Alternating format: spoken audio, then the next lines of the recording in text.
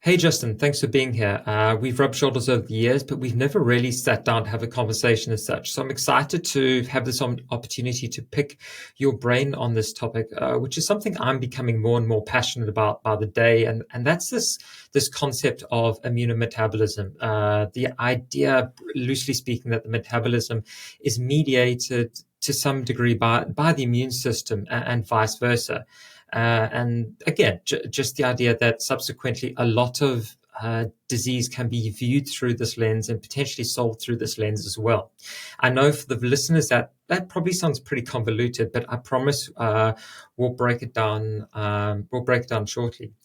First, though, I'd love to learn a little more about you. I know through something of your story through our mutual friend Ben Law, but beyond that, I'm ashamed to say I don't actually know too much about your backstory, but I'd love to understand a bit more about how you ended up in this sort of integrative health and performance space. Oh, it's good to be here. Thank you, Rob. Looking forward to sharing some insight. So my story is an interesting one. I just actually had a conversation with one of my metaphysicians, and yes, I'm probably the most hippie scientist you're ever going to come across. And it was just in our conversation this morning, it was the fact that I've literally gone through 4 major personas just during this one single lifetime itself. So my previous persona narrative was very different as opposed to whom I am now today. And I think many people, not many, but some may attest to having experienced the contrast of self. So my former life, in my 20s and my teens, I was competitive in the fitness world and bodybuilding and martial arts and so on. I was a personal trainer. And it served purpose for a while. However, it didn't provide me with the mental stimulus that I inherently was craving. Suffice to say, like us all, again, maybe not like us all, these definitive statements really get me sometimes. And the more conscious you become, the more aware you are of the words you choose to use. For some of us, we go through dark nights of the soul, some of which are self-inflicted in terms of the sequence of events that lead to it. Others are inflicted upon us. But for whatever reason it is that or however it is that we end up there, we go through a moment of reflection. So that happened in my 30th and 31st year, between the 30th and the 31st year of my life. And then shortly thereafter, having gone through that very extreme moment of my life, of which the majority of it was actually impacted by my own poor decisions, admittedly. But not knowing at that time in my life, not knowing as to why it is that I had a propensity to choose wrongly. And only later on did I start to discover that there were so many more layers into the complexity of life, particularly our lives, that can influence one's perception and thus one's own personal identity. And when we're in a state of autopilot, and particularly if we're not self-conscious, when we're not conscious of self, not self-conscious, but we're not conscious of self, it can lead us astray. So in any case, I led myself astray based upon a whole lot of variables that are unnecessary to divulge into, because it's not about what led you there. It's the fact that it happened and what are you going to do about it, right? Taking responsibility requires letting go of the things that got you there, but taking full hold of what it is that you were or what it is that you are and wanting to change, unless you don't want to change. And if life is going in the right trajectory, by all means, keep on doing what it is that you feel necessary. But mine wasn't. And I was confronted with an opportunity to either pass away, because I was literally, that's how thin my lifeline was, or to make a change. And I made a change. And subsequently making the change, then the universe really threw a spanner into the works and challenged me to yet another degree. And about 18 months after I'd made a change, I went through a bit of a dip, an emotional dip that resulted in what happens when you when you've been sober and then you slip up come on, it's such a simple word. This is like the blind leading the blind. Relapse. Relapse. Yeah. Gosh, it's the simplest words, right? It's so funny. So it resulted. This is what happens after COVID, right? It's like all the complex words, no problem, but the simple things, the joining conjunctions, it's like, really, is that the word you want to? And perhaps I blocked it out of my psyche to some extent as well. Yeah, this is where you just So, need all the uridine monophosphate and just pray. Yeah, no, I can understand that. so anyway, it resulted in a relapse. And in that relapse, I had to once again revisit what it was that I had not been addressing. And, I think as many men from our generation, at least, and generations prior, we were taught to pretty much suppress the expression of emotions and to, just to tough it out. Blood, sweat, and tears is the motto of our generation. So, yeah, and with that, the avoidance sets in, right? So you'll find elaborate ways to avoid what's actually going on within yourself, particularly by way of expression of ego, which didn't help. Which I'm grateful for my body and the genetics I have, but in being able to build muscle quite quickly, I was able to build up a persona and ego to avoid a lot of things very easily as well. So anyway, the relapse happened. Came out of that, and things then really started to settle for me, like really started to shift. The foundation started to shift into a whole new dimension of self-experience.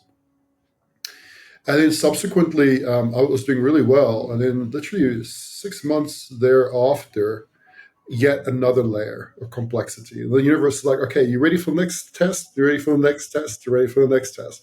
And then I developed polymyalgia rheumatica. Now, this is an autoimmune disease that mostly afflicts people over the age of 55. It's an extreme debilitating autoimmune condition, just chronic low-grade inflammation that impacts not only pain in the body, but also causes a lot of neuroinflammatory outcomes and symptoms. So I went to every specialist. I mean, I spent money that I didn't have to try and get into the best specialist. And 12 like of the best specialists in the country later, I was told it's all psychosomatic.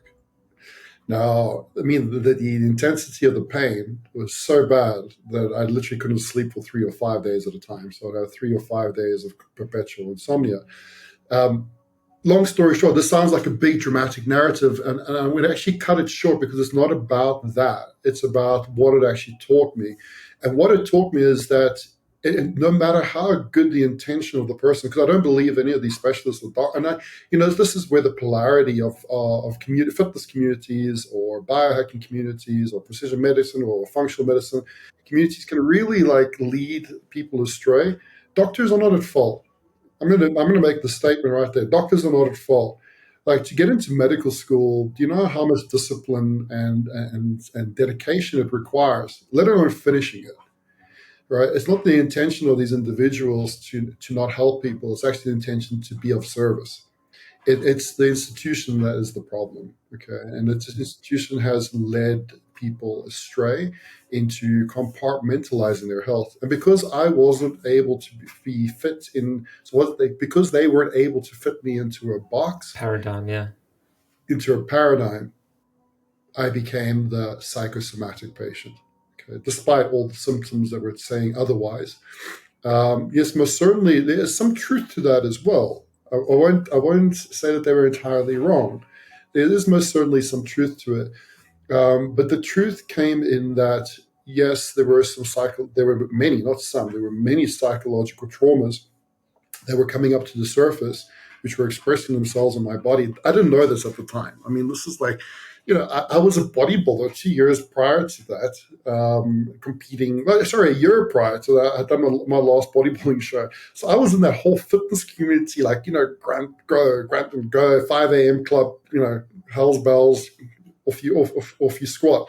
So I don't really know, the somatic impact that can happen from emotional response. I mean, I heard of it, but I kind of, to be honest with you, I thought it was a bit of a hogwash, right? I thought it was it's the things that esoterics believe in, kind of thing, right? But little did I know how truthful actually was so much truth to it. So they weren't wrong that it was part. It had there was certain elements of psychosomatic contribution toward my state.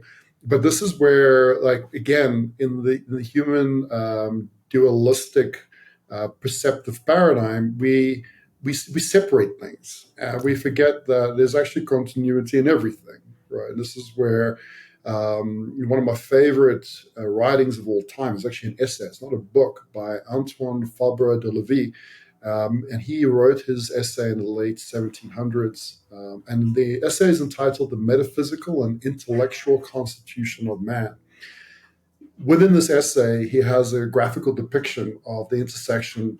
Within his semantics, he doesn't use mind, body, and soul. He uses soul, spirit, and body. But basically, they depict what we understand to be mind, body, and soul, and the difference of emotional intersect that can happen depending upon where we are in our state of consciousness, whether it is more so in the anima, the animus, or whether it's more in God consciousness, and everything in between. So in looking at that model, knowing that whatever happens to the mind happens to the body, certainly, but whatever's happening to the body can perpetuate what's happening in the mind as well.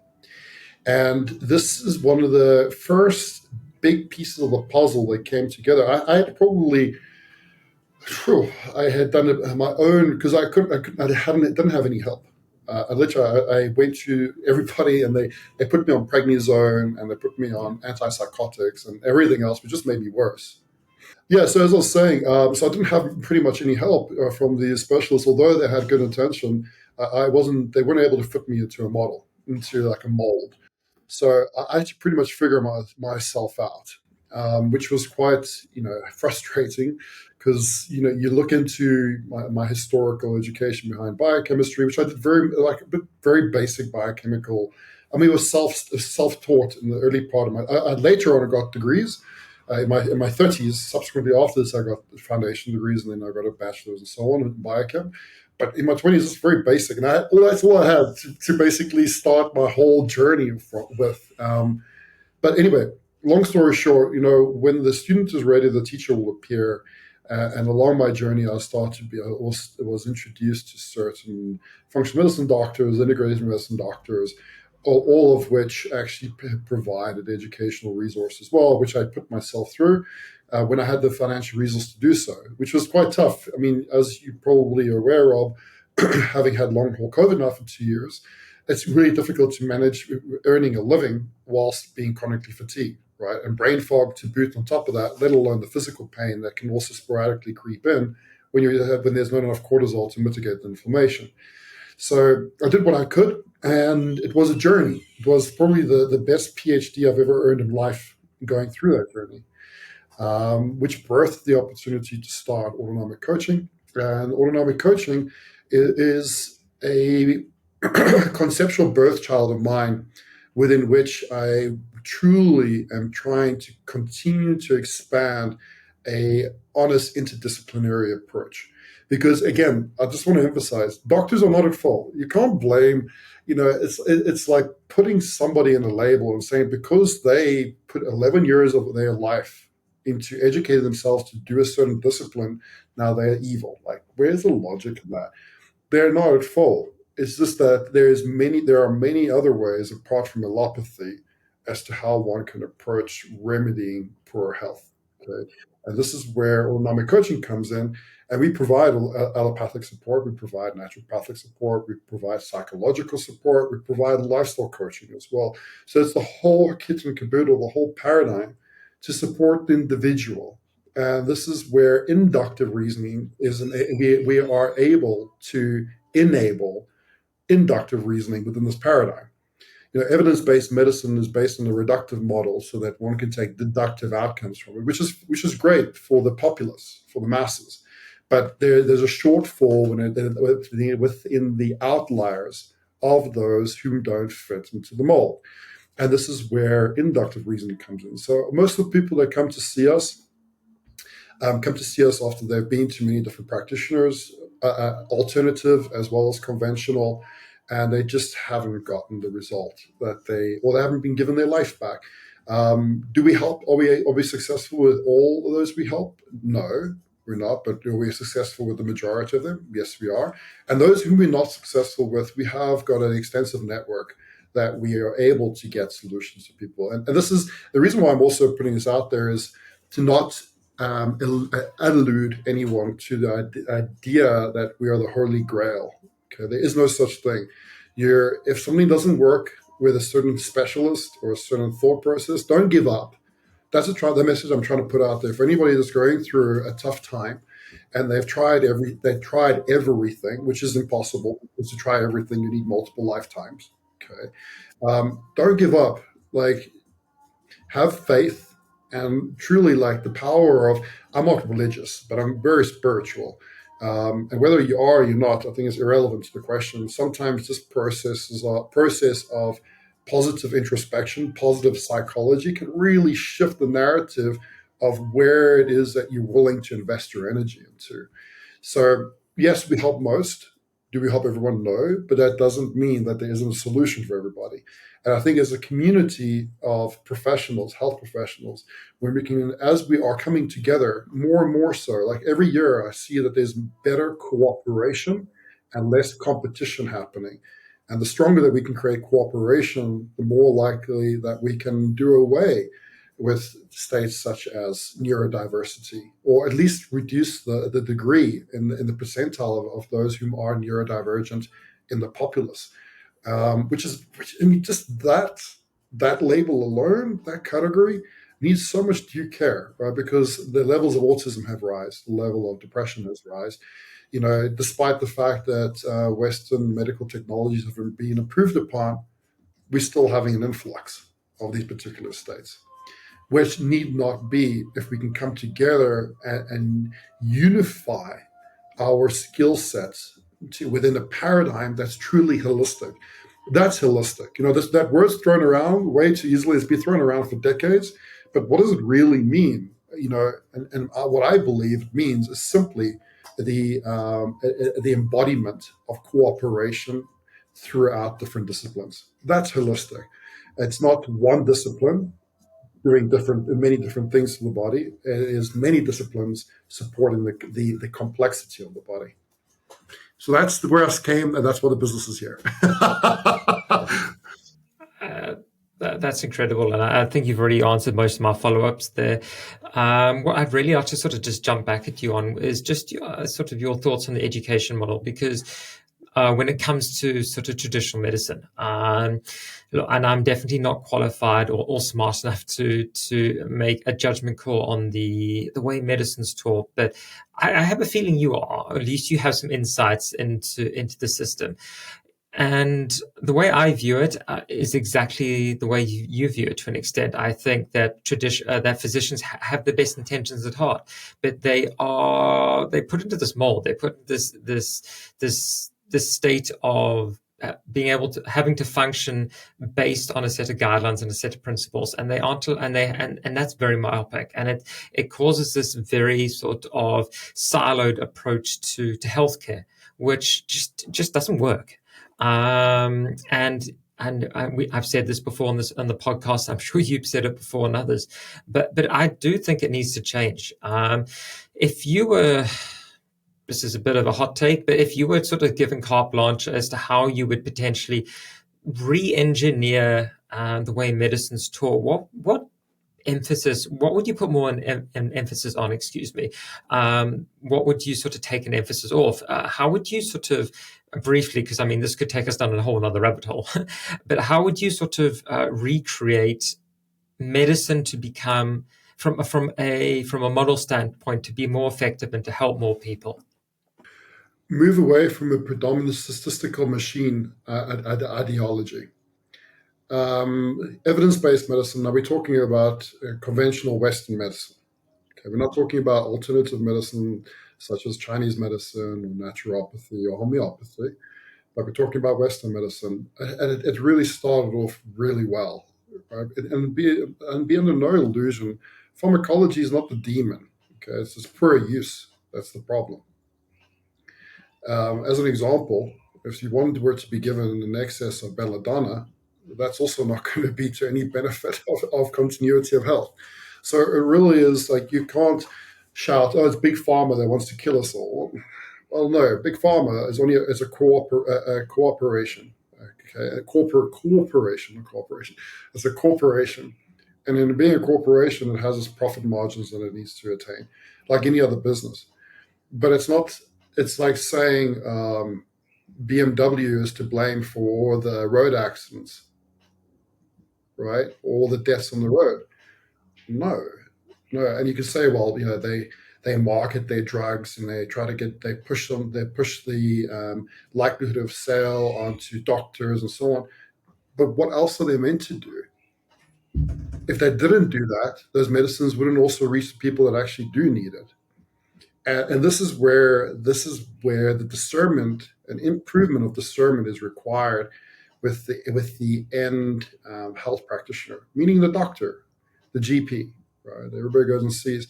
But the way in which, particularly when it comes to like socialistic countries like England or like France, where the healthcare is free, right? It's a very much a conveyor belt system. I have a friend of mine who's a doctor based in Germany, and before he went into private practice, he said that he had to see 2,000 people a month in order to make, I think it was like €8,000 a month. 2,000 people to make €8,000 a month. So it's like 10, 15 minute, 5 sometimes minute consultations.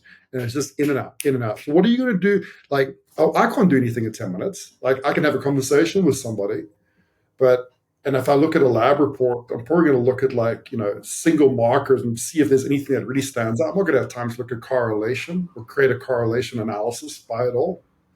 There's no way because there's no time. In that design, at least, there isn't any time. So I think the way in which to nonetheless support organizational construct in terms of financial resources, because we also have to think here, it's not just about giving everybody the equal opportunity of health. That's that's a wonderful, wonderful sentiment and idea. But the reality is, in order to do that, we also have to consider the economics of it all. Okay. And the economics of it all mean that we need to create organizational structures that can provide a personalized service to some degree, to a greater degree than is what's currently given, but at the same time not overburden the financial constraints of these organizations that have been set up by different governmental organizations across the world. And I think the way in which you can do this is by, biohacking is most certainly it's not the foolproof structure, but it definitely has increased consciousness around wellness for many of people. And one can also like argue that there are going to be goods and bads to everything. Okay, but however, if we just take the average, what happens when the person involved it gets involved in a greater state of awareness of what's going on within themselves, they start to read articles, they start to watch YouTube videos, they start to engage with what it is that's actually going on within themselves. Now, if we can somewhat merge that community element, such as what's happening in biohacking, into a greater community, thereby not creating the necessity of tribal mentality, but doing away with that tribal mentality, but still keeping the underlying positive premise of it all, then you can have one doctor, for example, that has, say now a doctor manages a particular county in England, okay, or say a particular village, not a county, but a particular village in England. That doctor, in the current construct of how the NHS is set up, patient needs to book, comes and sees a doctor on a one-to-one, okay, but that one-to-one is 10 minutes long. It doesn't. You can't get anywhere with that. So what about instead of having this design, you're having single consultation, you have a group model whereby the doctor becomes more proactively involved in the ongoing health of the community, right? It sets certain objectives, sets certain like incentives for the community to elevate their health together. The biggest issue that I see in modern day psychological health, at least, is the separation from man's self, is isolation. We live in a world that's more populated now than ever before, yet we are more lonely than ever before. And that, just by that on its own, births many, many a disease. Okay, we're beings, we're a species that needs embrace.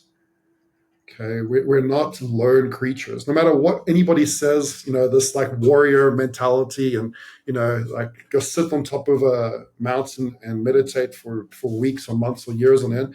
Like there are a few that have done it and can do it, but whether or not it's healthy for a person or not, that's up for debate.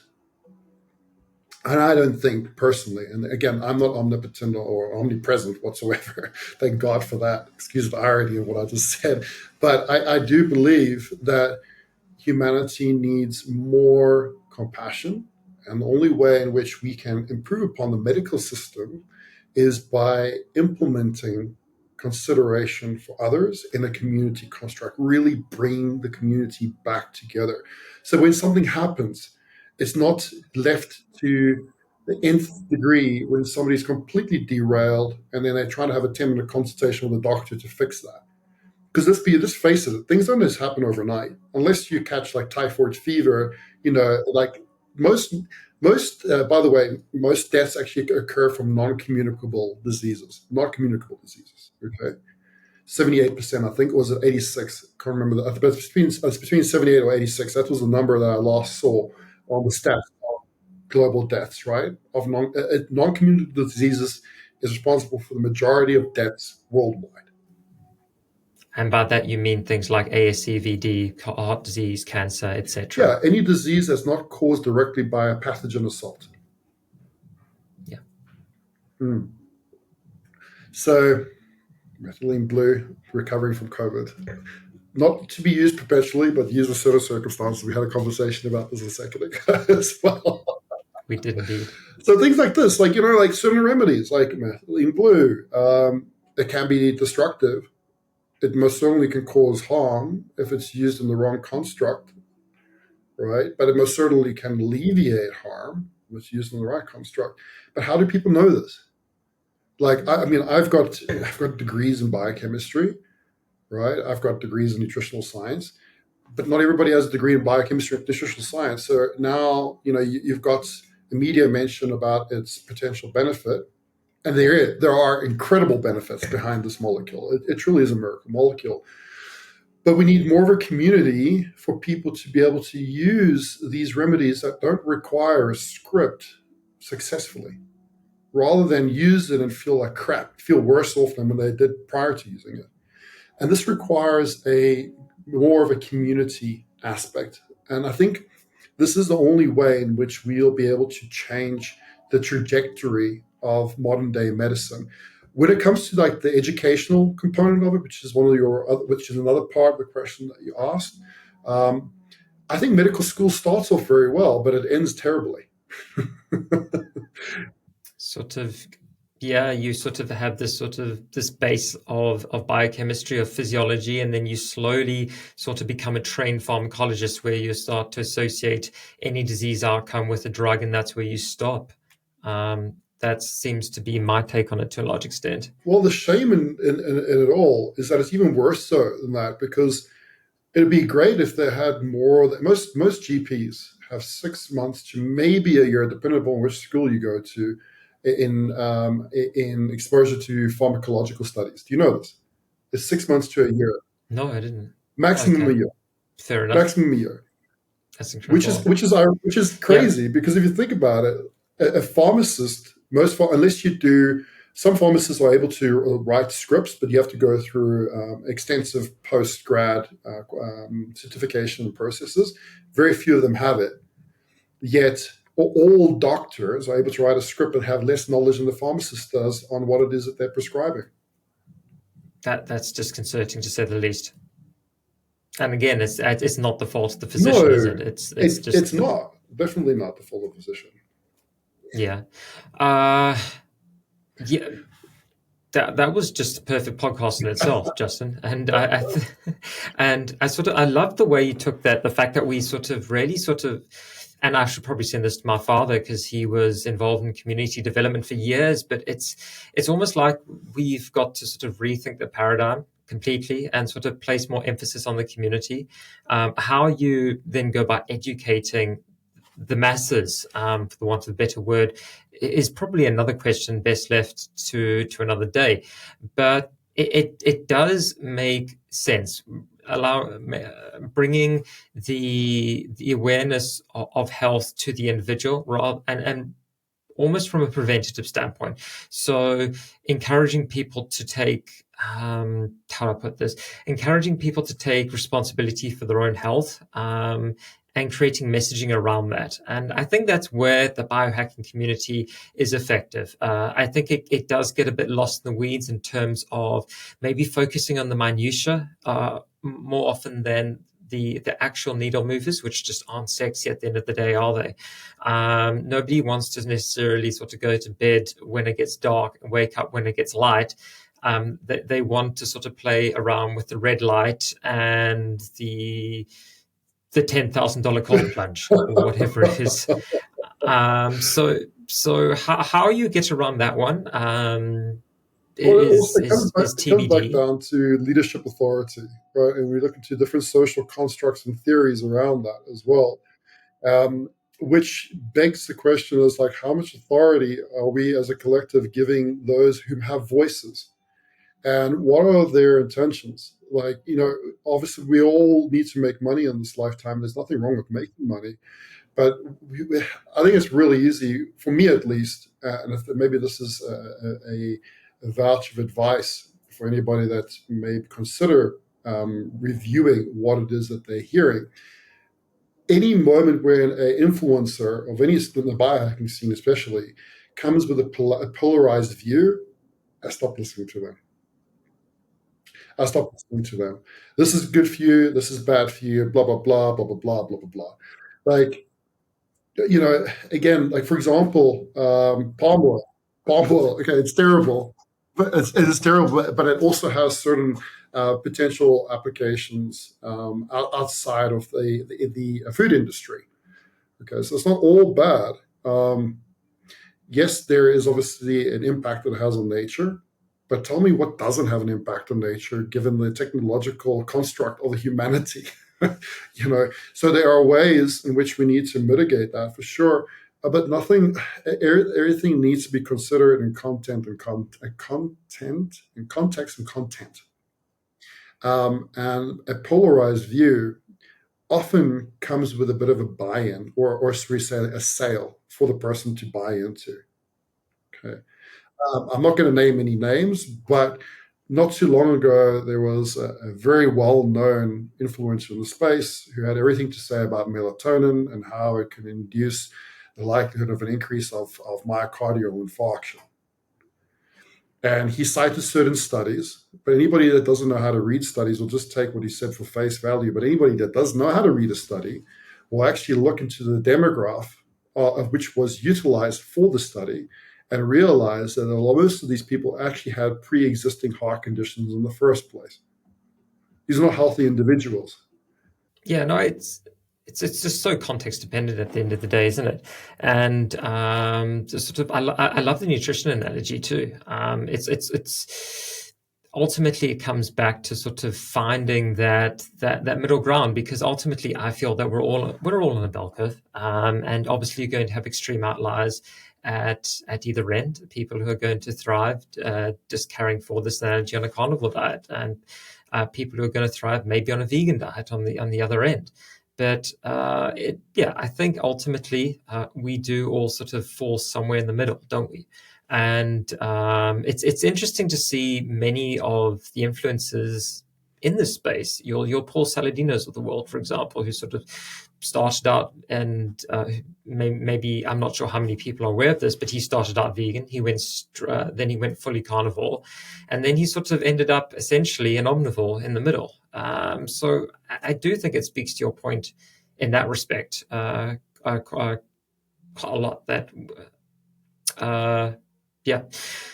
Anyway, Justin, I think we've already been going for 40 minutes, and technically we haven't even started today's conversation. So Taking all that into account, and that was truly the most interesting introduction to podcasts I've ever had. So thank you. Most welcome. Let's dive into this concept of immunometabolism. Now, I think when going into a topic as complex, potentially as complex as this, it's great to have a baseline and understanding of the basic physiology, the basic biochemistry. So to start off with, would you mind breaking down for the listeners what the immune system fundamentally is? And then we could maybe branch into more discussion about how that relates to metabolism. But yeah, if you, immunology 101, as it were, would you mind just sort of providing us with a breakdown of the concepts there? It's an environmental foreman. Let me explain. So it's like, what do you mean an environmental foreman? It pretty much directs what needs to happen between two different environments, within an environment based upon two different environments. We live in an environment, like there is a microcosm to the macrocosm. So we live in the world, and the world is a part of the solar system, and the solar system is part of the galaxy is part of the universe, and then probably multiple universes. Maybe, maybe not. I don't know. I'm not a quantum physicist, but I would assume that there are. So we take the micro to the macrocosm. Everything has the potential of symbiosis or conflict to that symbiosis. Now, when conflict exists to that symbiosis, we have to consider what is it between the two environments that's acting in opposition to one another. And this is where the immune system comes in, because it tries to sort out the oppositional activities between our internal environment as to what's happening outside of ourselves. So in the immune system itself, from a scientific perspective, you have two major components. You have the adaptive and the innate immune system. The innate immune system has been around for a lot longer. The adaptive immune system came about subsequently thereafter. The innate immune system comprises elements such as macrophage, such as neutrophils, such as natural killer cells, and granulocytes like eosinophils and basophils. They have less specificity in order to address whatever burden might be plaguing the body, but they have more immediate reactions. And then in their immediate reactions, particularly dendritic cells, they create what they call presentation. They opsonize. Basically, they decorate what, like, for example, a pathogen, enabling the adaptive immune players, which are your B and your T lymphocytes, to come in and say, okay, cool, these guys shouldn't be here.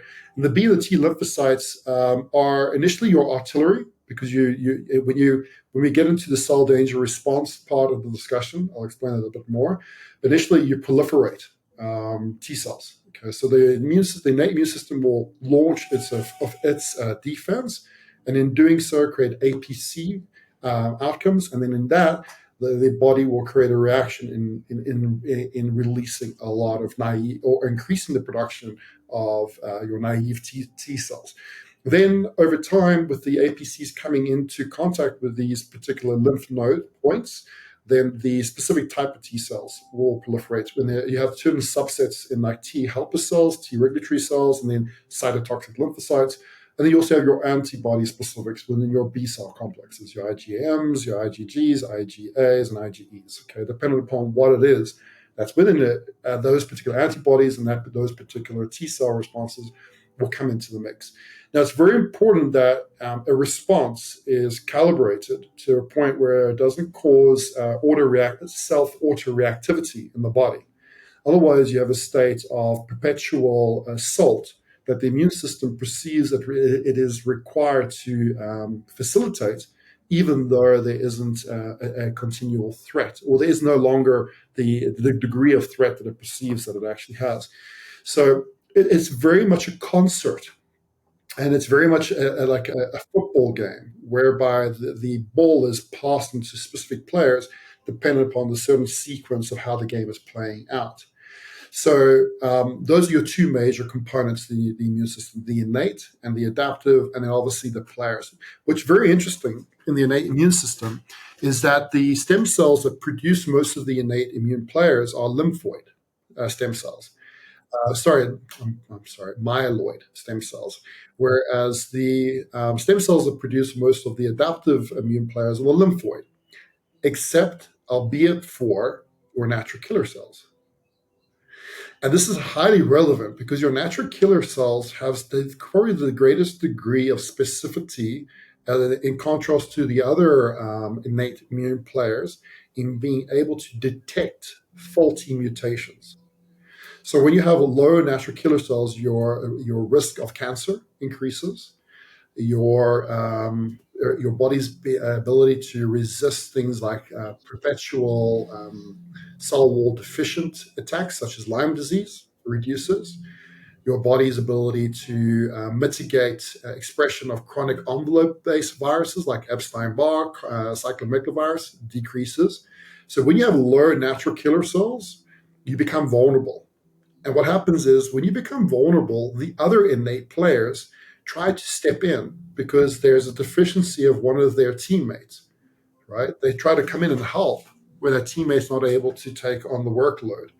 But in them doing that, because of their degree of specificity isn't as targeted as to what natural killer cells, and it's also by way of the stem cells that they originate from, as to why this creates a likelihood of perpetual chronic low-grade inflammation. Now, this low-grade inflammation can also further exhaust the adaptive immune system over time. And HIV is a classical example. It's an extreme example, but it's a classical example of this, whereby HIV hijacks certain CD4 cells. The CD4 cells present themselves along the lymph nodes. The innate immune system launches an offense, but meanwhile, it's launching an offense in the wrong areas, thereby reducing the adaptive capacity to launch a cytotoxic lymphocyte response at the point where the immune system exhausts itself, and then you develop AIDS. Okay. Would this be excuse me, would this be a point where something like a cytokine resistance of sorts would develop, potentially where you've got an anti-inflammatory cytokine coming into the mix, or am I a bit off base there? I'm just trying to piece this together as you go with regards to the natural killer cells. Cytokine resistance, you're talking about like interleukin 10 as a predominant anti-cytokine. Yes and no, and it's contextual because it depends upon the quantitative release of other cytokines in ratio to that interleukin 10 response. As an example, if you have a lot of interleukin 4 being expressed at the same time as interleukin 10, and subsequently you also might have an interleukin 13 activity happening in conjunction with interleukin 4, this may propagate a neutrophil response. Okay, and the neutrophil response can increase the exacerbated release of hydrogen peroxide, which is what they do. That's where hydrogen peroxide is actually part of the immune system. Our immune system actually releases hydrogen peroxide as a form of very strong antimicrobial. This is why, like, if you've had hydrogen peroxide IVs and so on, it's because it's supporting an exhausted immune system. Just FYI. Interesting. Okay. Yeah, no, that's a tip that I did not know. Thank you. So with this whole paradigm, it's not just about like, okay, interleukin 10 is there, but we're still having inflammation. Well, no, it's interleukin 10 is doing what it needs to do, but what else is going on in this whole paradigm? And this is where like measuring a cytokine map provides to be incredibly useful when you're seeing the complex activity of the entire immune system. Two tests that that I enjoy running because I get so much insight from them, particularly in cases of chronic fatigue, not necessarily always long haul COVID, but just chronic fatigue cases. Because in my clinical experience in supporting those with chronic fatigue, 90% of the time it has an association with a exhausted natural killer cell response. And subsequently a perpetuated monocyte inflammatory response. So in these cases, they always, no matter how much iron or iron-rich foods they eat, they always have low serum iron. If this is you, and I'm speaking to the audience now, if you eat a lot of red meat, you're taking trimethylglycine to help with hyperchlorhydria, in case you may have that, to try to absorb iron better, and yet your serum iron concentration is always on the low side or maybe even deficient, despite the fact that you might be eating a kilogram of steak a day. Whether you are or you're not, if it is that you're full in this paradigm, and yet no matter what you do, albeit from maybe direct sucrosomal iron, your iron levels are always suppressed, consider the fact that your monocytes, your macrophage, are in a state of perpetual reactivation. Okay, they're in a state of M1 macrophage immunotype. And this is really elusive because, like, if you just look into a white blood cell differential to try and determine whether or not this is happening, it doesn't always show itself on a standard white blood cell differential, because unless you're going to do immunological survey every day for a period of 7 days, in these particular cases, you're not always necessarily going to get the window within which the immune systems are compromised, showing the true effect of what isn't or what is actually going on. So this is where running a lymphocyte flow cytometry as well as a cytokine map proves to be incredibly insightful, because this gives more of the specificity in terms of like macrophage inflammatory proteins and so on, and other cytokines of that nature that could be expressed in the background, actually impacting anemia, iron-based anemia.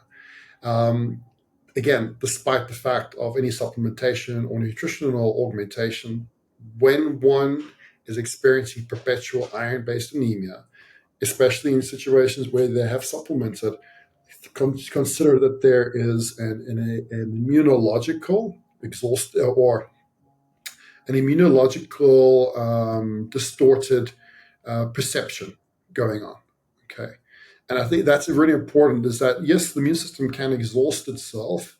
However, it's not always the point. It's like the whole concept behind adrenal exhaustion. Do the adrenal glands really exhaust themselves, or is it the receptor makeup that actually starts to lose its sensitivity to the effect of the glucocorticoids? Or is it the fact that there's a redirect to other catecholamines or other hormone specificity to try and maintain the state of pH in the body? Okay, the ionic gradient in the body. So there's, again, the immune system, the same, is that yes, most certainly you can get exhausted, and certain components of the immune system can tire, but you have to ask yourself why. Why is the immune system exhausted in its cytotoxic effect, for example? And often the answer is because there's an imbalance between its innate and adaptive components. Yeah, that was truly, I could have used all of that when prepping for this episode. That would have made life a lot easier, instead of trying to sort of figure out the immunology from scratch, which I will fully admit I am not that proficient in. So I will, for one, will be re-listening to all of that, because truthfully, I took in about 80% of it. Some of it was beyond me. However, that was incredible. Thank you. And I know the audience listening, you may be a bit flummoxed by that, but I think if you were to give it a second listen after having listened to the rest of the episode, of course, you will pick up on a lot of what Justin's just said. And I know going forwards, that's going to really help with the rest of the discussion that we're going to have about this sort of concept of immunometabolism, which really is a perfect segue into that this concept of immunometabolism, and the way I understand it, sort of at a very layman's level, is that the immune system, obviously at a high level, is what controls the inflammatory response in the body. And when that inflammatory response is out of control, then there's a strong carryover to what is colloquially known as metabolism. That being the result or the collection of various organ systems throughout the body, everything from thyroid to pancreatic and insulin function, etc. And I'd love to sort of chat about those upstream triggers points in a bit. But to start off with, would you sort of mind breaking down the way you see immunometabolism? Because I think I've got the gist of it, but not entirely. So would you provide the audience with a breakdown of this term, and then we can discuss it in a bit more depth from there? Well, I've got to give credit to Professor Robert Navio. That's the cornerstone of my understanding behind this concept. There are others that have definitely contributed toward it. But by far, he's been the most influential in alluding to my understanding as to what this paradigm actually entails. Albert mentioned Albert Szent-Györgyi before when I was talking about methylene blue. He also went into this prior to Navio, and prior to that generation was John Beard back in the early part of the 1900s, who was the first to treat cancer by injecting digestive enzymes into tumors. So this whole paradigm is actually started by looking at cancer as a physiological process, right? And then determining what was going on within cancer. But then, obviously, then as time went on, it was actually made apparent that the rate of respiratory chain activity has a dramatic impact over the availability of ATP, but not only the availability of ATP, its potential oxidative byproducts. So mitochondria produce a lot of oxidants because they produce a lot of energy, which means that their membranes are highly susceptible to oxidative stress if they're not maintained in a neutral anhydrous state. Okay, like a battery. You have to think of your mitochondria like a battery. If the polarity or the ion exchange is not in well balance within the mitochondria, that battery gets hot. Okay, and what can induce this? If we do not, or if our mitochondria don't have the capacity to readily shift from different energy dynamics, meaning from something as immediate as the creatine phosphate system to the glycolysis to tricarbolic acid to electron transport chain, and shifting. Because the thing is that you shouldn't just do one. Like there is a flow of them all happening simultaneously, but to varying degrees. But when there's a requirement in the shift to take place into a more predominant state of respiratory chain activity, energy production, and that shift can't take place effectively, then what happens is these mitochondria become highly radical. So they start to not only damage their own DNA, but they start to damage DNA within proximity from expression from the nucleus of the cell. And this is where, over time, you can start to have mutations occur as well, albeit that even prior to these mutations occurring, an increase in the likelihood of a concept called immunological senescence may take place as well. So metabolism immunology. What was the term? How did you connect those two terms? The idea of sort of immunometabolism or metabolic Immunometabolism, other way immunity. around. See the moments of dyslexia. Immunometabolism really is, as you mentioned, the segue between how the internal environment of our physiology is responding to stimuli from our external environment, and subsequently within that response, how well we are managing the production as well as recycling of energy. So going back to Professor Navio's work, he created a concept called the cell danger response state, which involves different states of respiratory chain activity in the mitochondria, going from a neutral, or let's say neutral state, energetically efficient state. So think of your mitochondria when they're like nuclear power plants, meaning they produce a lot of energy with a high energy yield at a low energy cost. That's when they're in their energetic optimized state. Okay, so they're a nuclear power plant. That would be CDR3. Would that No, be correct? that's a CDR. That's a neutral CDR. That's CDR 0. If you think about it. That's okay. All right. the top part of the wheel.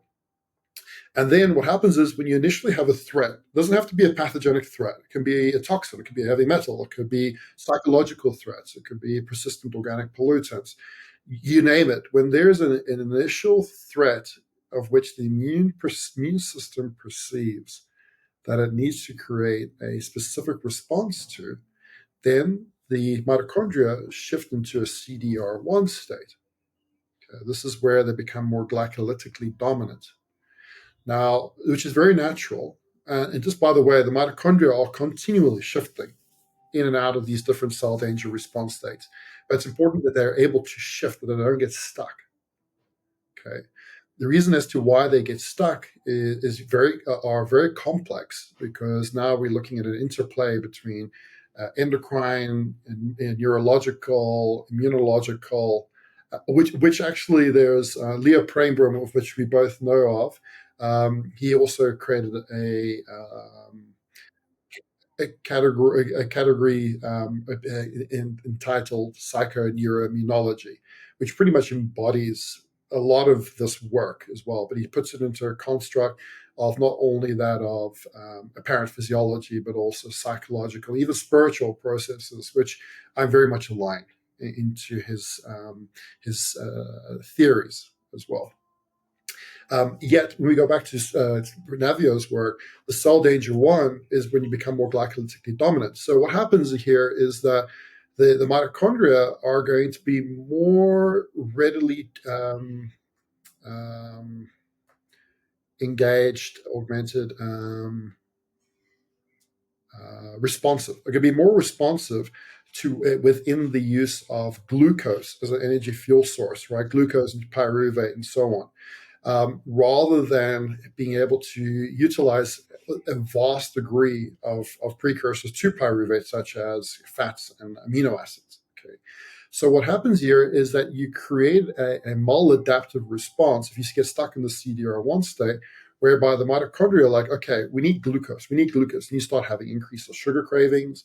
And subsequently, this is where it starts, right? And then the increase of sugar cravings can also have an impact on driving down methylation, because sugar depletes methyl donors. And this is where it can really become a storm. Okay? Not only a cytokine storm, but also a storm on your neurotransmitter makeup. So you start to be able to produce less dopamine. You start to have dysregulated production of serotonin. You start to have exacerbated expression of extracellular glutamate, not intracellular, extracellular glutamate. You start to downregulate your gamma-aminobutyric acid receptor sensitivity, because you're not producing enough of it, because the extracellular glutamate is preventing you from doing so. And these are all the unfortunate consequences that occur with habitual excess of sugar intake.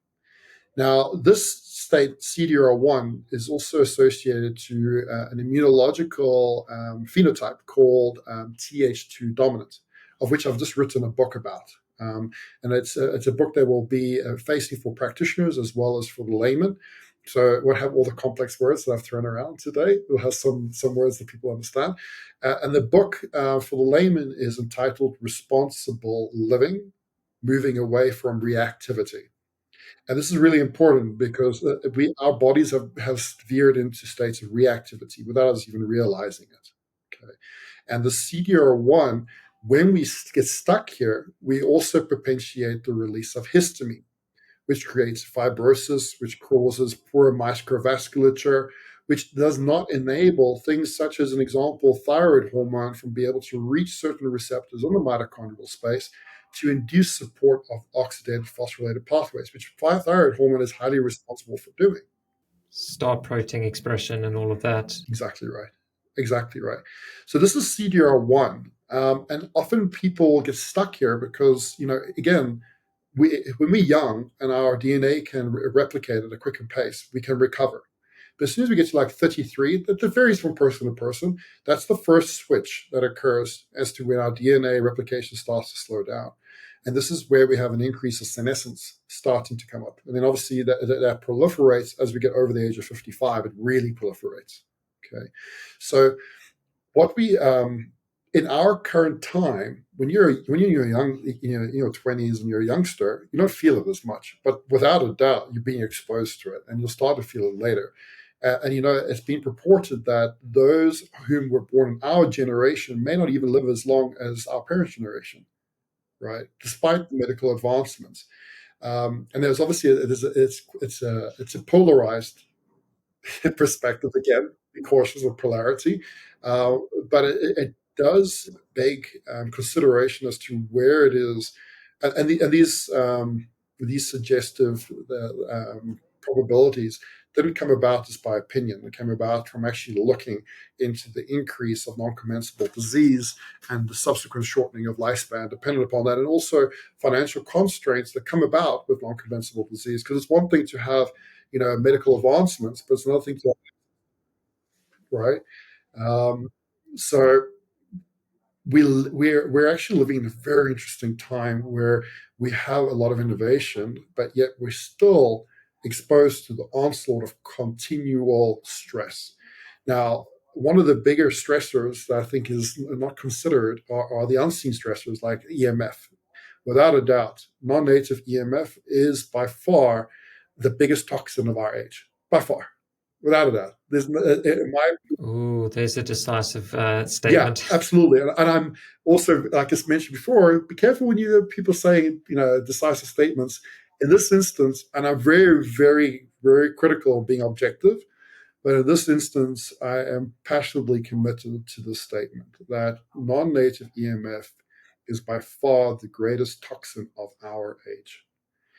The influx of patients struggling with chronic fatigue, struggling with different forms of neurodiversity since the introduction of 5G towers is very apparent, not only in my practice, but many other doctors and physicians, of which I work in community with, have also experienced the same thing. So, in essence, not to go down that rabbit hole because Alice is waiting, with a Mad Hatter, let's really go down a tangent. So, just to avoid that tangent, the point I'm trying to make is we live in a time where we are perpetually exposed to many stressors, more so than what we actually might give credit to, may give awareness to. And because of this, it is by natural default, because, evolution takes a lot longer than technological evolution has taken. So the mitochondria have adapted pretty well and quickly, but they still haven't adapted to what it is we expose them to in our current daily basis, current times. So what we're finding, what I've found, and other practitioners as well, is that people can momentarily move out of these states, if they implement all the biohacks and they change their lifestyle and so on.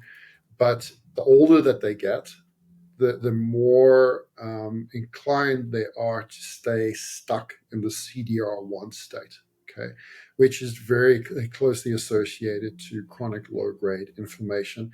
And again, in influencing metabolic resistance, because when the mitochondria become more glycolytically dominant, they're going to look for glucose. They're not going to utilize fats effectively. So beta oxidation goes down, which means you have extracellular ketones propagating, which also causes more lipid peroxidation and other commutative issues between cells that comes into the equation. Yeah. So it's quite an intense paradigm to understand, but it's an important concept to understand. When we get into cell danger 2 response state, this is where we have a proliferated mTOR. Just one question before we jump into CD2, if that's okay. You mentioned earlier that just isolation is potentially, aside from non-native EMFs, of course, is potentially one of the biggest triggers of this low-grade inflammation. Do you think, and I'm just thinking of myself subjectively from this when saying this, but when I was younger, I was definitely more able, and this speaks to what you were saying earlier about us really being more gregarious than we think we are. I was really able to function more in a sort of an isolated capacity. I found I wasn't that being isolated, I wasn't subject to feeling the way I do now, which as we talked about off air, I'm going through some my own sort of post-viral fatigue with COVID, etc. And maybe that is a mitigating factor thereof.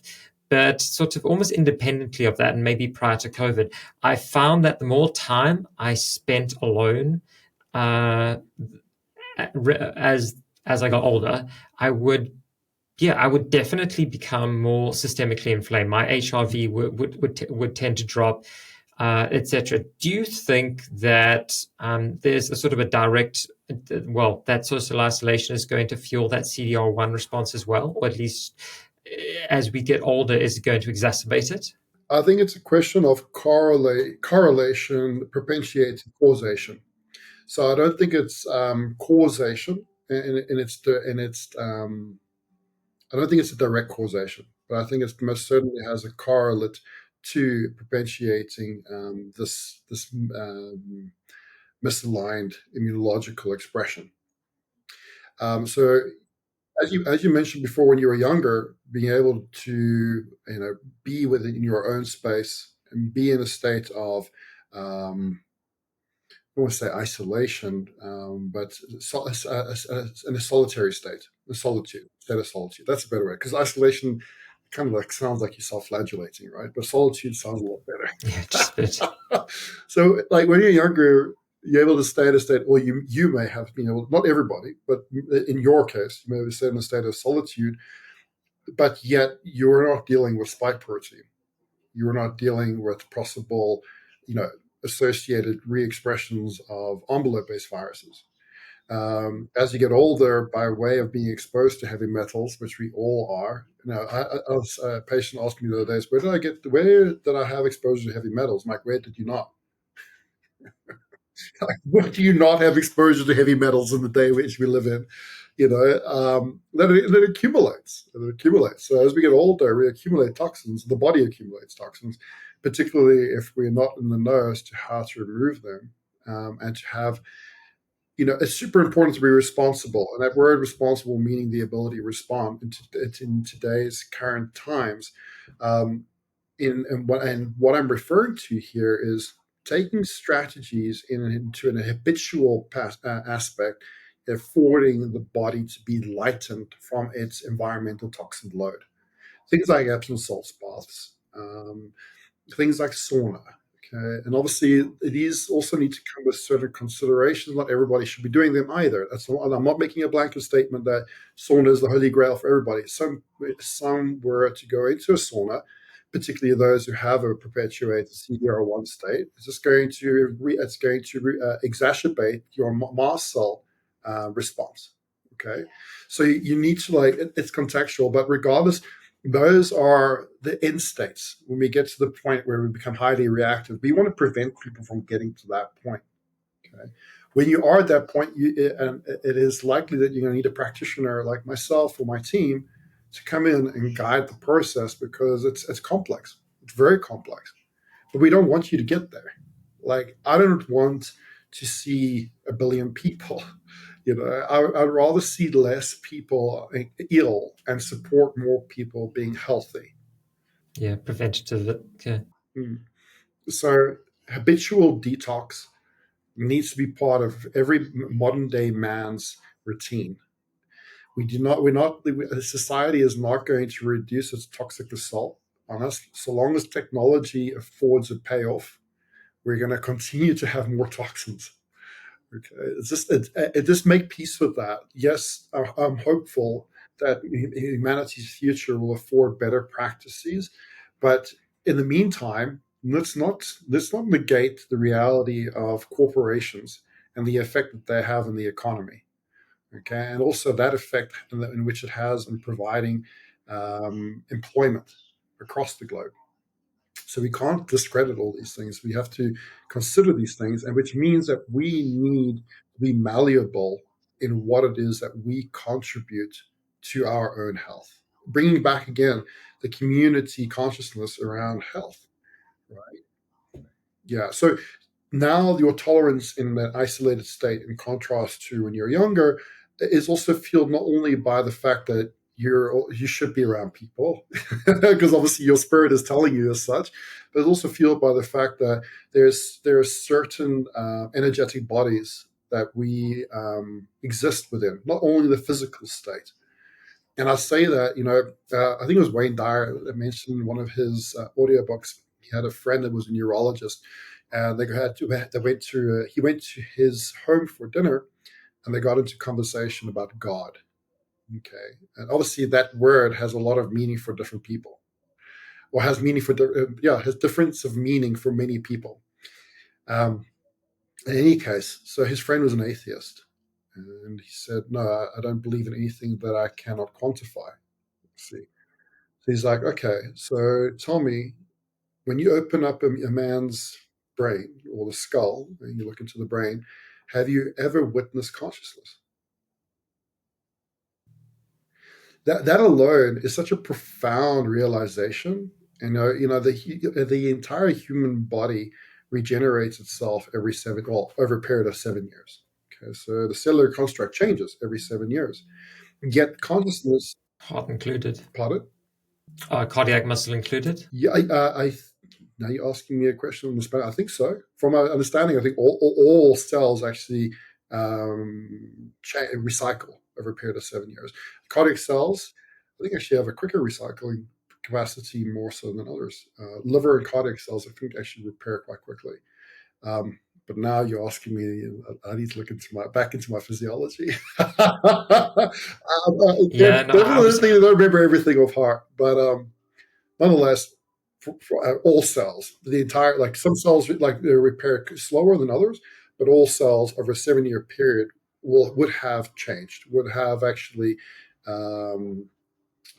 changed, would have been recycled, regenerated.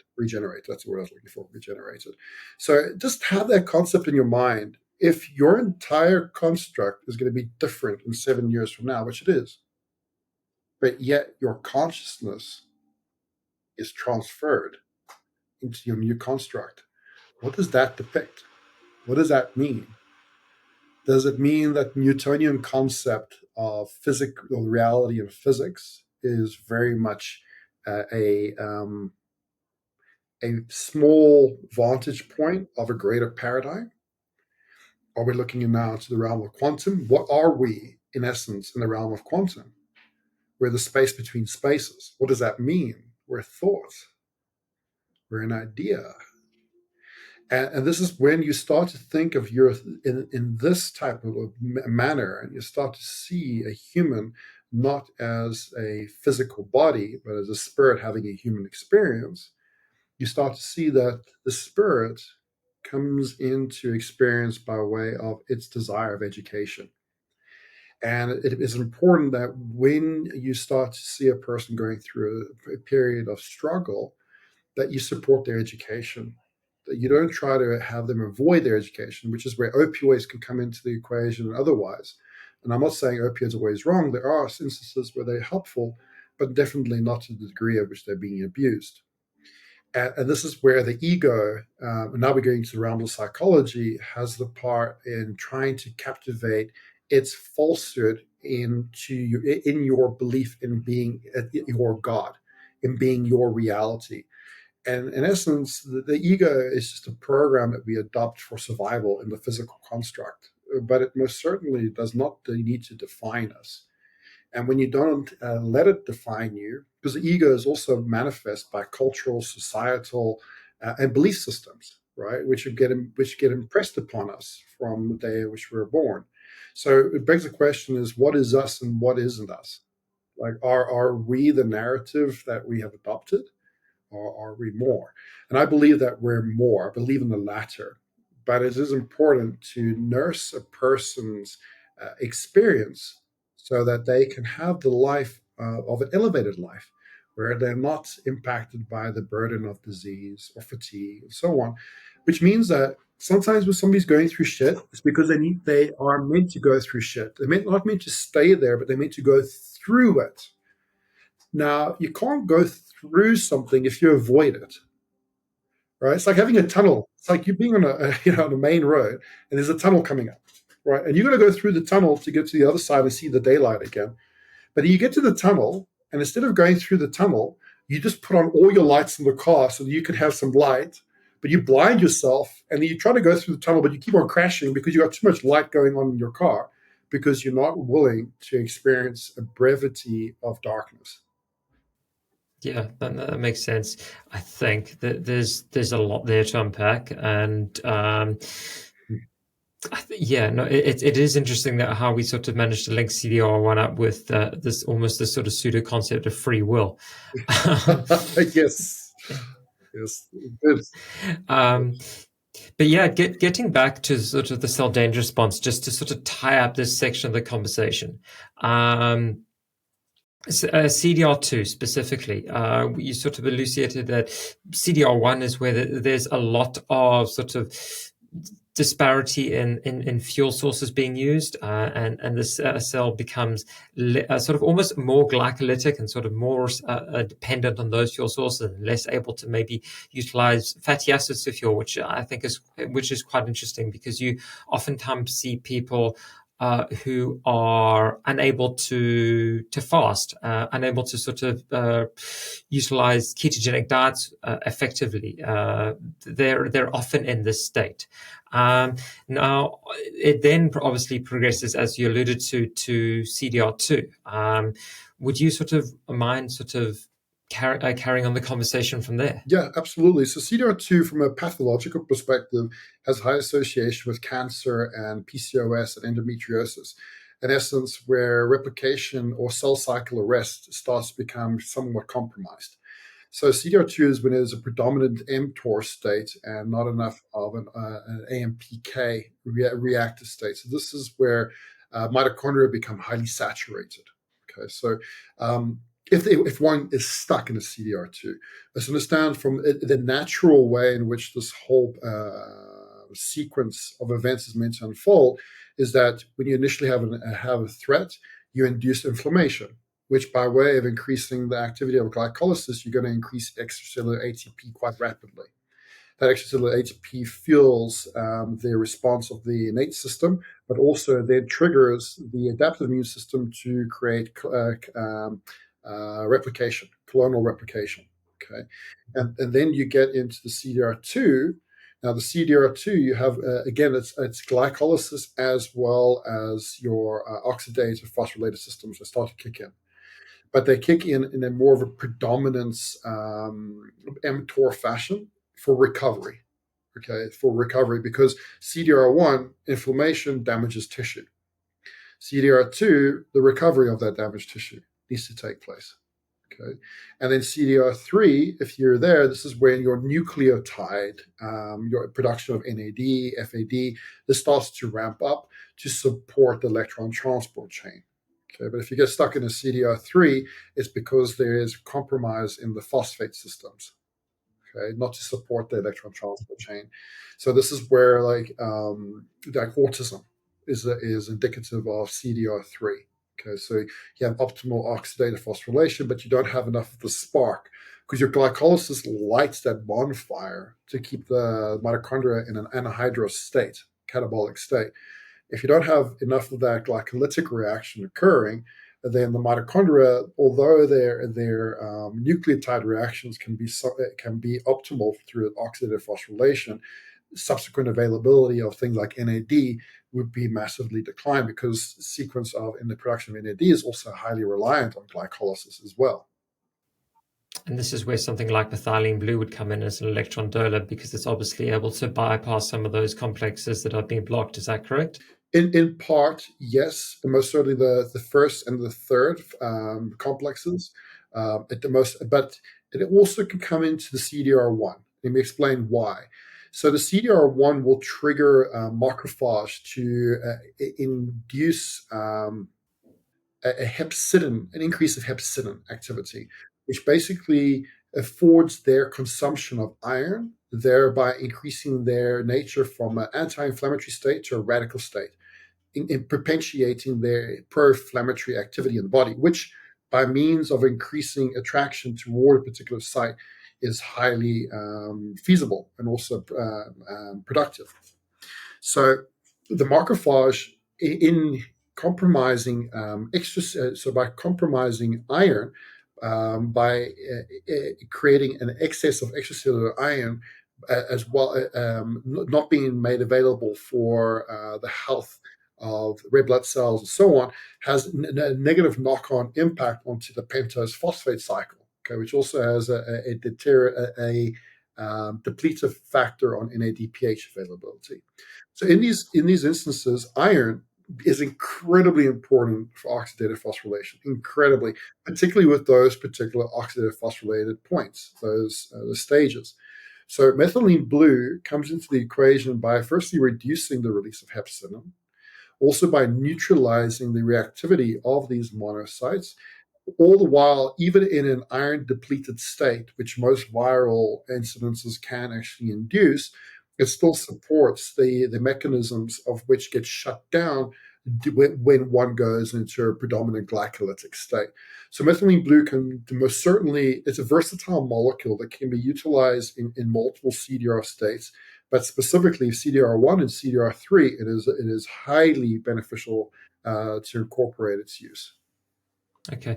And just one follow-up from that, and I've just been going through this, trying to understand this concept of ferroptosis, sort of pre-programmed, form of pre-programmed cell death that is driven by sort of, I believe, characterized by iron-dependent accumulation in lipid peroxides. Now, loosely with methylene blue, and I'm just trying to link this together on the fly here, so I may be completely off base. Would you potentially utilize methylene blue when there's this sort of heightened presence of ferroptosis? Absolutely, it would propitiate it. For sure. It would actually propitiate it ever more so. It wouldn't inhibit it. It would actually propitiate that particular activity of ferroptosis. For Okay. sure. Yeah. All right. Okay, good. I'm glad I vaguely got something right today. You have to ask yourself, what is the process of ferroptosis actually inducing? A form of apoptosis Exactly. or a necrosis. Exactly. Yeah. Apoptosis, not hopefully not necrosis, but apoptosis for sure. And what methylene blue will actually do is fuel that process of autophagy to occur by way in which it actually modulates the oxidative phosphorylated pathways to ensure the continual supply of energy that's required during processes of autophagy. Okay, I think I've got that. That's If you take a yeah. I'm step gonna go. back, if you think about the difference between catecholamine, glucocorticoids, and insulin, okay, so insulin brings things into the cell, glucocorticoids, catecholamine release things from the cell. Okay, so when we are looking to I'm trying to simplify something very complex. Sorry. This is completely my fault. We've gone off on a tangent. No, not at all. Not at all. When we are looking to break particles down, we need somewhat of a catalytic reaction to occur. Okay. In order for a catalytic action to occur, we need availability of ATP in the most basic sentiment. So, in an increase of ferroptosis, you're most certainly inducing an oxidative state in the body. Okay, that's pretty much what it does, and then from that, apoptosis should ensue. And high dose vitamin C, by the way, is a way of inducing ferroptosis. Yeah, it's one of the and people didn't realize this for such a long time when they were like, using high dose vitamin C and it was working for cancer. Like, wow, this is great. It's actually because it induces an oxidative state in order for the body to upregulate certain regions of lymphocyte response. This is why it regenerates lymphocytes. Vitamin C is well known to regenerate cytotoxic lymphocytes that have become exhausted. High dose vitamin C. And it's in part by way of this oxidative process through ferroptosis that this occurs. So in order for this to continue to provide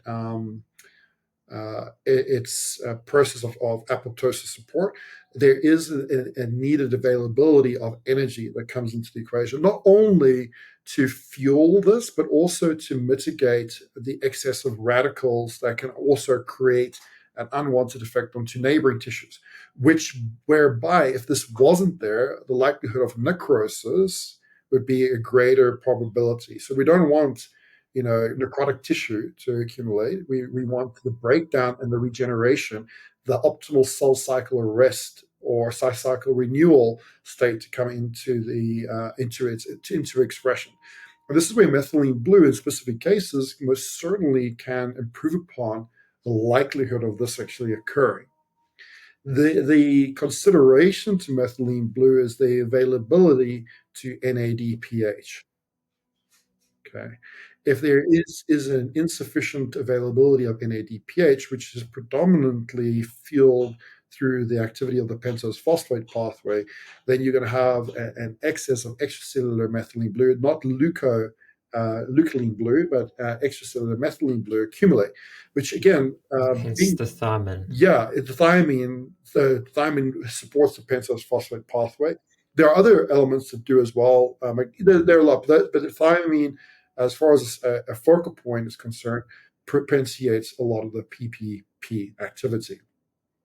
So in these constructs between the pentose-phosphate pathway, NADPH, NAD, when there isn't enough NADPH to complement the activity of NAD, then leukocytes lose their capacity to integrate from a metabolomic level methylene blue into their construct, which is mostly the reason as to where, as a dichromatic material, methylene blue provides antioxidant support.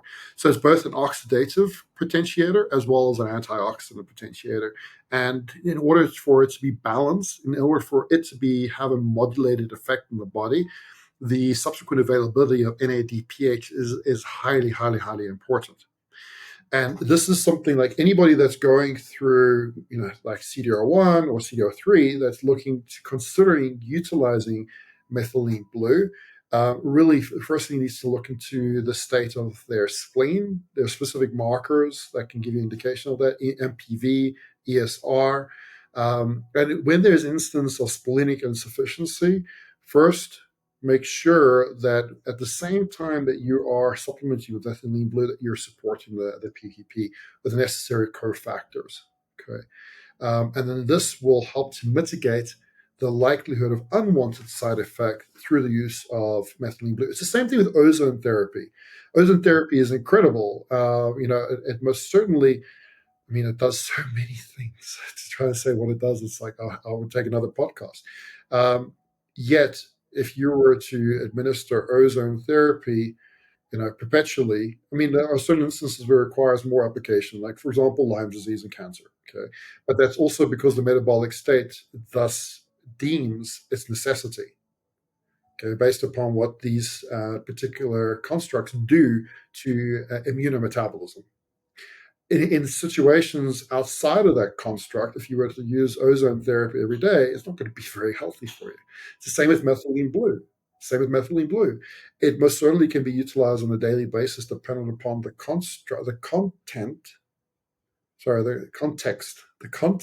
as to where you're using the methylene blue content within, right? So I'm going off on a tangent on methylene blue, but it does bring it to what it was talking about, immunometabolism and dichromatic materials. Curcumin is another dichromatic material, by the way, that also plays an incredible vantage role in mitigating astrogliosis in the brain, thus reducing the potential buildup of amyloid plaques, as well as modulating synucleic protein, so ensuring that the misfolding of those proteins don't ensue within certain regions of the brain. So these dichromatic materials are credible, but too much curcumin in certain individuals that have compromised in their monoamine oxidase activity or in their phenol breakdown, which has a lot to do actually with gluten intolerance. So those who have like severe gluten intolerance, if you give them a high dose of curcumin, there's a likelihood that the phenol load in the curcumin may cause anxiety. Just on curcumin quickly, have you ever seen any issues, particularly with curcumin and overly inhibiting 5-alpha reductase? Obviously, that's another tangent, another rabbit hole, but some people are going to be more sensitive to the inhibition of that enzyme than, say, others. Do you think, and the whole post-finasteride argument is a completely different conversation. I apologize to the audience because we've now gone on rabbit holes upon rabbit holes. However, do you think some of these nutraceutical compounds, high dose riboflavin, zinc, etc., what are the other ones? The lion's mane can potentiate some of these issues that the same class of drug acting on the same receptor can, or do you not see that to be an issue clinically speaking? Yeah, so curcumin, resveratrol, there are a couple others that have an impact on 5-alpha reductase. some have also purported that it can have an impact on free androgen levels as well in that activity. It really can, when you look into the pharmacodynamics, you'll see that it really is dependent upon specific genetic probabilities into enzymic function, into as to how the person breaks down these particular molecules.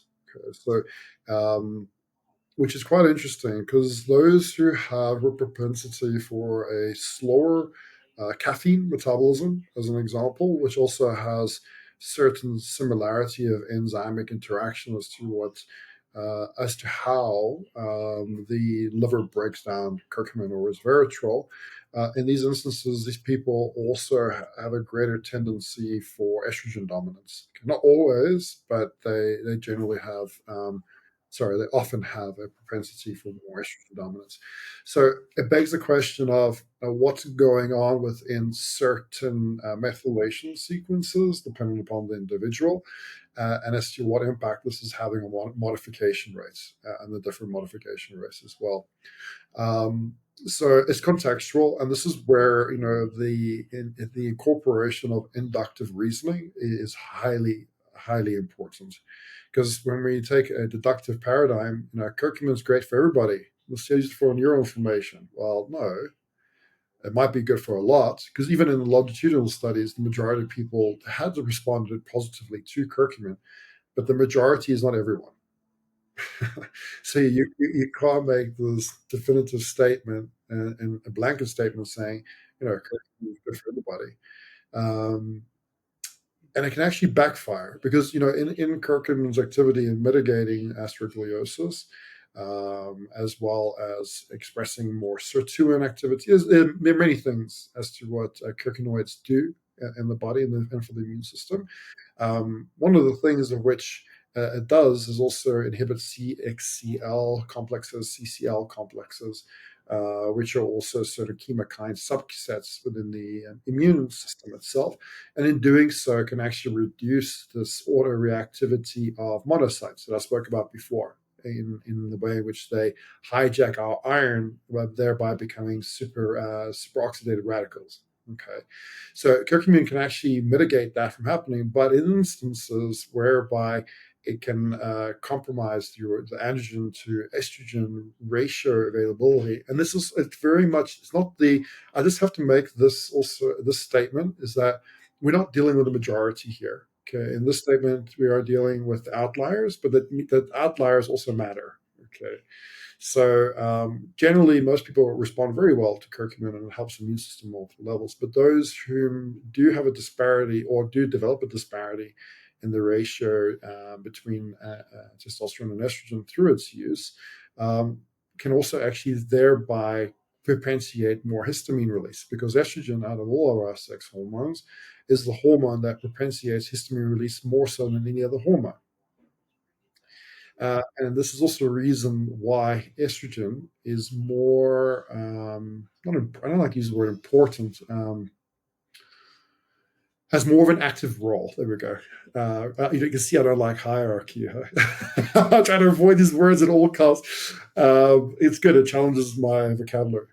So it has more of an active role in modulating one's libido, more so than testosterone. Most people aren't aware of this. Most people think testosterone is the hormone that actually is, and actually it's estrogen. And one of the reasons as to why estrogen, it potentiates histamine receptors in the brain, by way of its impact in causing the release of histamine, potentiating the release of histamine as well. So if you are in a CDR1 state and you're histamine prone, which is what Th2 dominance, and there are multiple contributory factors that can actually induce a Th2 dominant state or CDR1 state, which we'll go into in a moment. But if you are in this state, you really want to take as much precaution within avoiding an estrogen dominant state, okay? Because that estrogen dominance can actually just fuel more of the histamine activity and histamine dominance, and thereby impact other subsequent endocrine systems such as the thyroid mitochondrial axis. as well. So yeah, again, it's contextual. These particular genome in question, or the CYP enzyme in question. 182. Yes, correct. Yeah. Justin, that was again amazing. I think we're definitely going to have part 1, 2, and potentially 3 to this podcast. But it's been an incredible conversation so far. Thank you. You're welcome. Okay, I think that really wraps up this whole concept of immunometabolism. And again, I apologize to the audience. We went on a number of tangents, but I hope it is of some value to you. In any case, it's definitely been a treat for me. Maybe this is just a selfish reason to podcast. I don't know, but I've loved this. Well, happy to oblige. It's been an awesome opportunity to be able to have reciprocity of knowledge share within knowledge share. Well, I was about to say it. You're too kind, and but we'll discuss that later. Anyway, so upstream of what causes this dysfunction, you obviously have various systems, and I think the two I'd like to maybe touch on are the gut, because I think it's relatable to for most of the audience, especially people coming from a functional, a traditional functional medicine standpoint, should we say? I mean, most people view gut dysfunction from the point of lipopolysaccharide ingress, or these so-called endotoxins that create this phenomenon called leaky gut. Actually, I almost got that word right that time. Or intestinal permeability, whereby these foreign molecules, just broadly speaking, get into circulation through the small intestine and drive a lot of inflammation.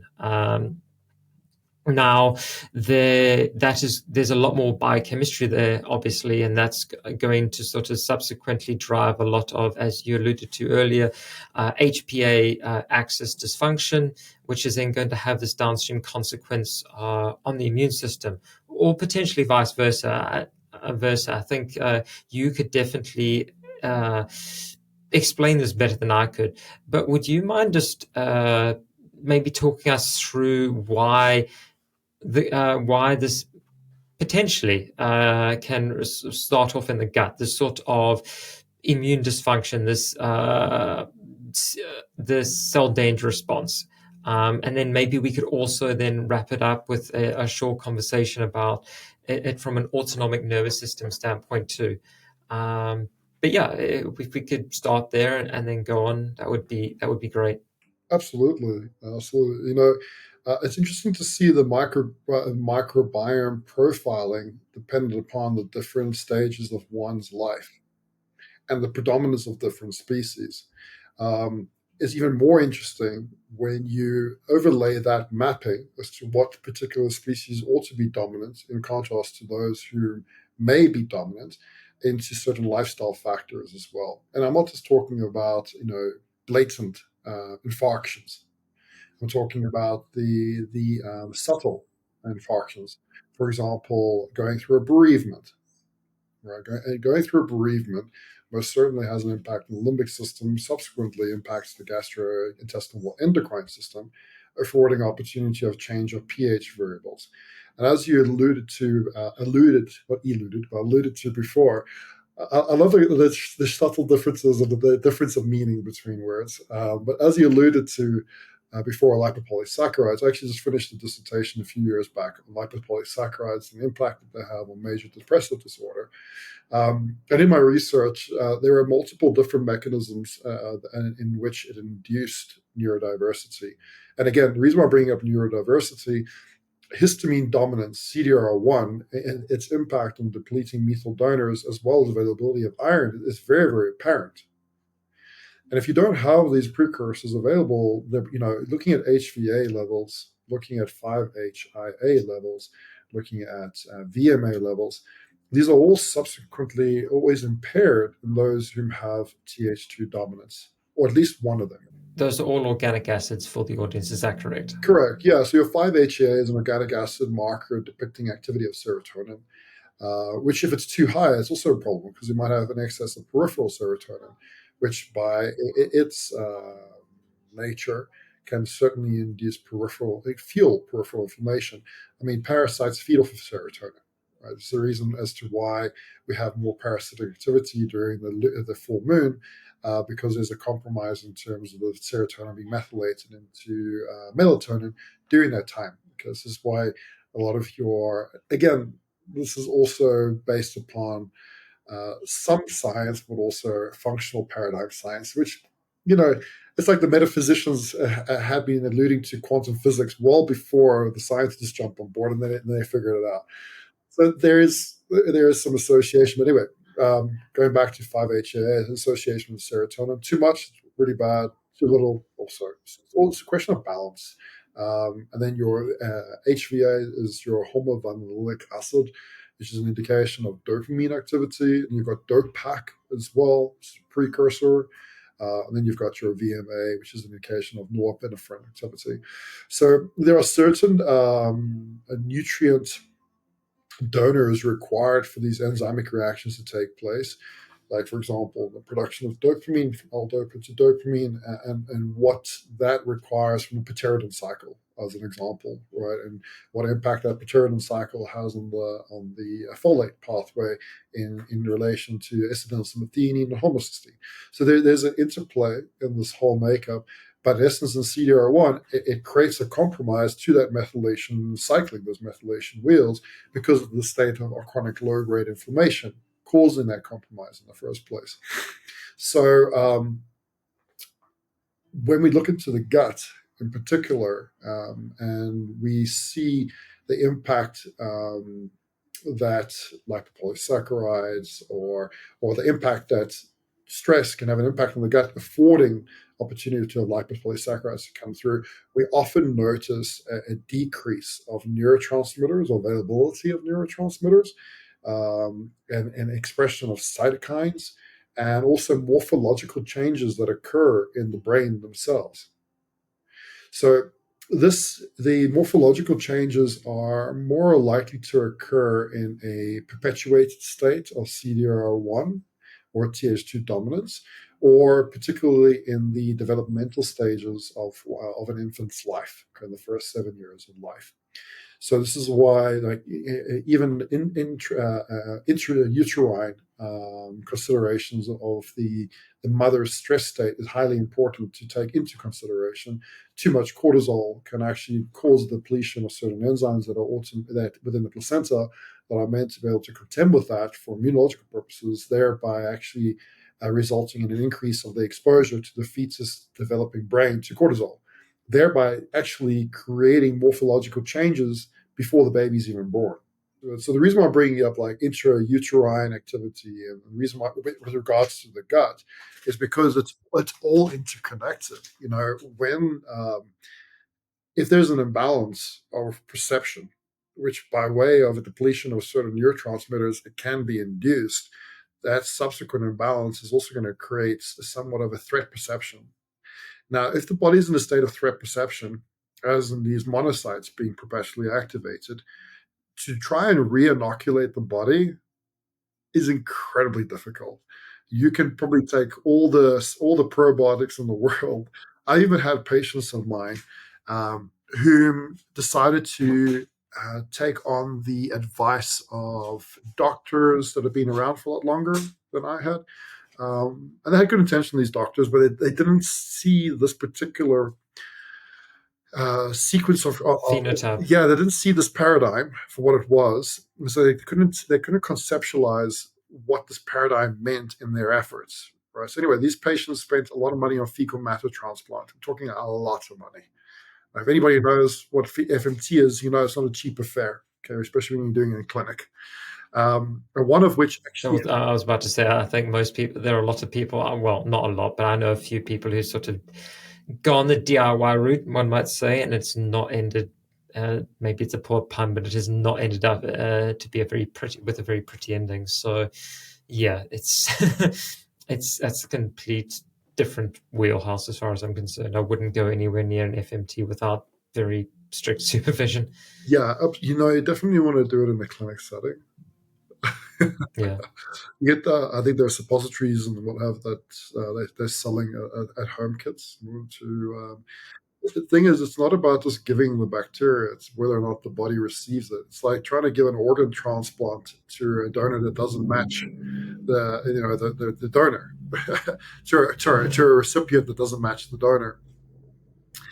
Um, so what we need to do, if you just take that comparative situation in terms of the organ donor and the organ recipient and the donor, we need to improve upon the receptivity of reinoculation. So in order for in order for probiotics to improve upon the microbiome, the immune system needs to be in a state of coherence, not not reactivity.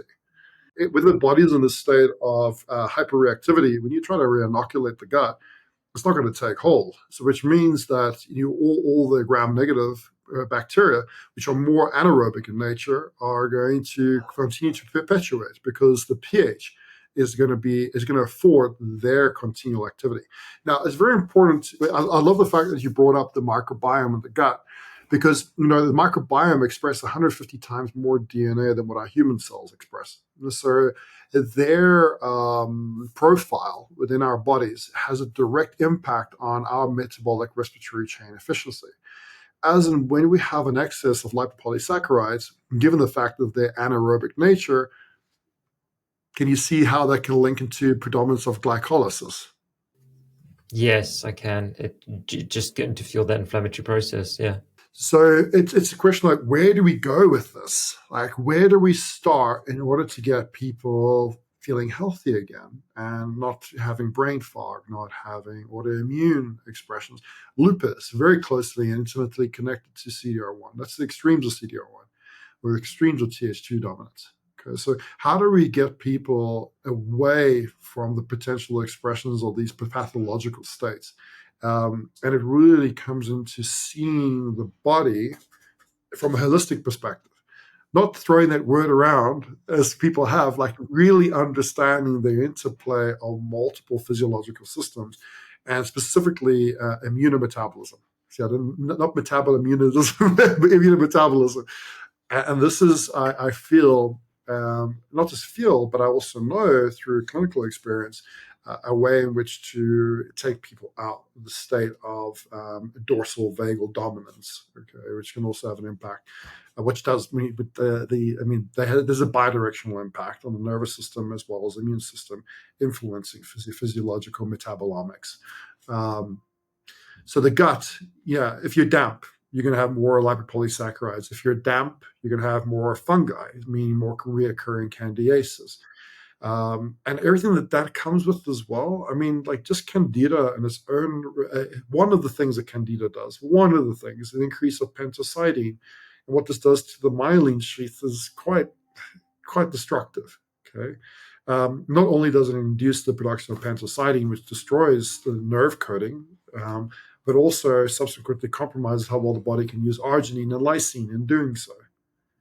And if anybody knows the importance of lysine in terms of white blood cell activity against viral threat, when you compromise that, what are you doing to the adaptive immune system? You're tempering it.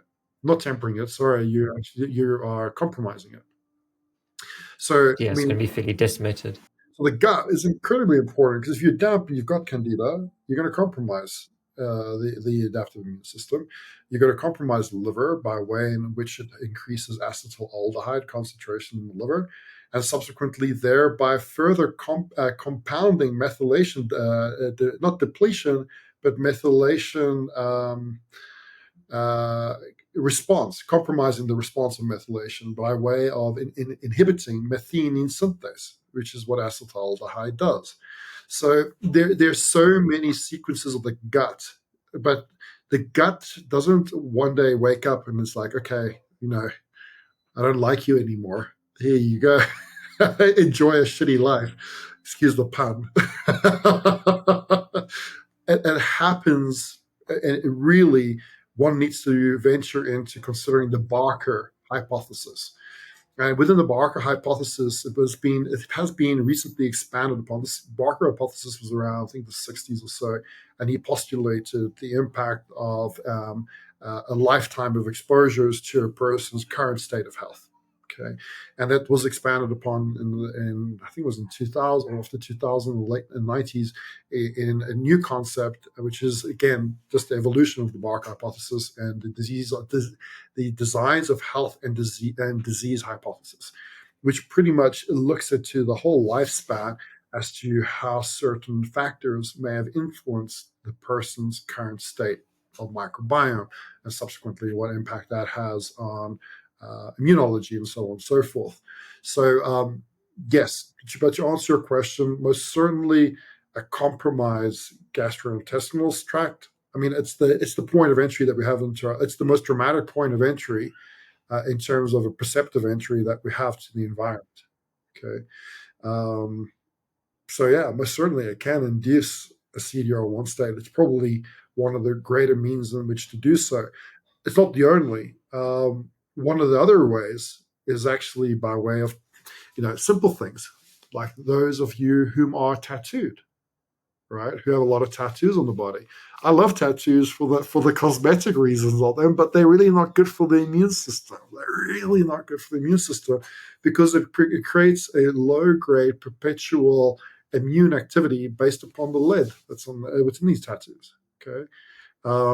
And even if you get lead-free tattoos, there are other. I was about to ask. Yeah, there are other Contaminants pollutants within there. They're less impactful, but they're still impactful to some degree. So, those who have tattoos, you should always be using chlorella. I'm sorry, you got to always use chlorella and find a way in which to preserve your iron, because if you have a lot of tattoos and you are experiencing reoccurring anemia, it ties into what I mentioned to you before about this perpetual monocyte reactivation.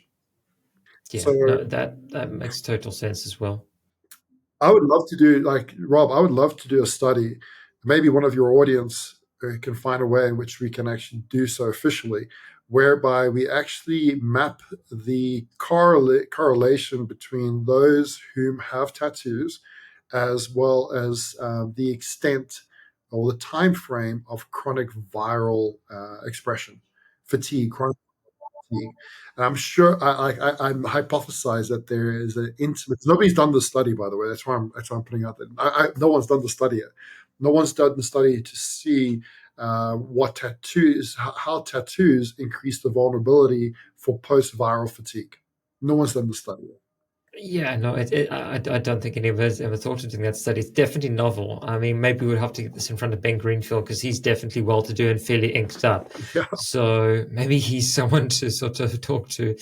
Yeah.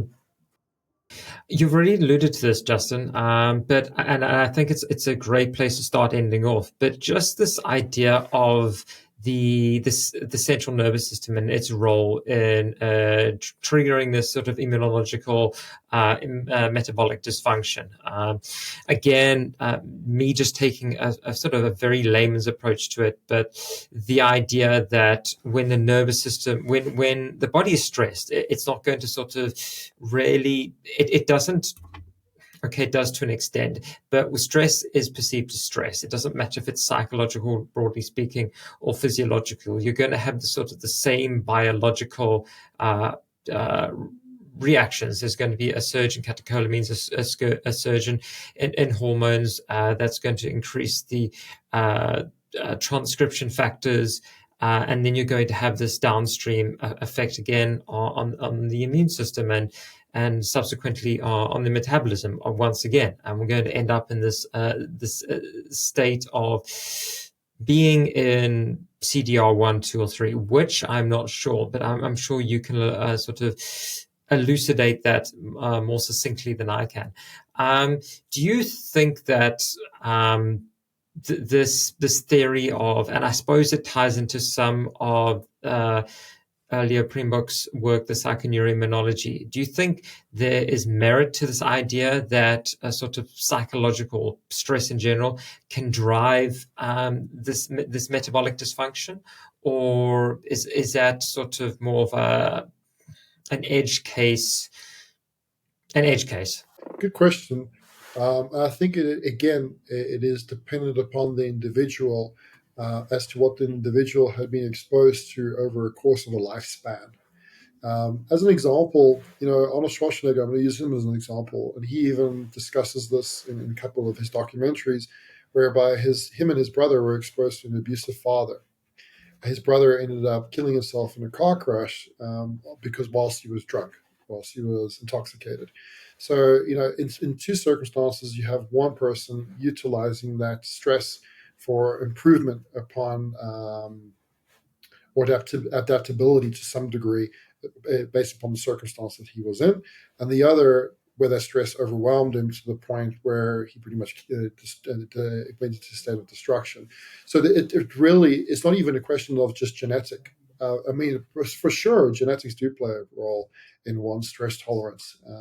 However, what microRNA is being expressed depending upon certain sequences of one's life experiences will have also a greater determining epigenetic effect than just that of DNA alone.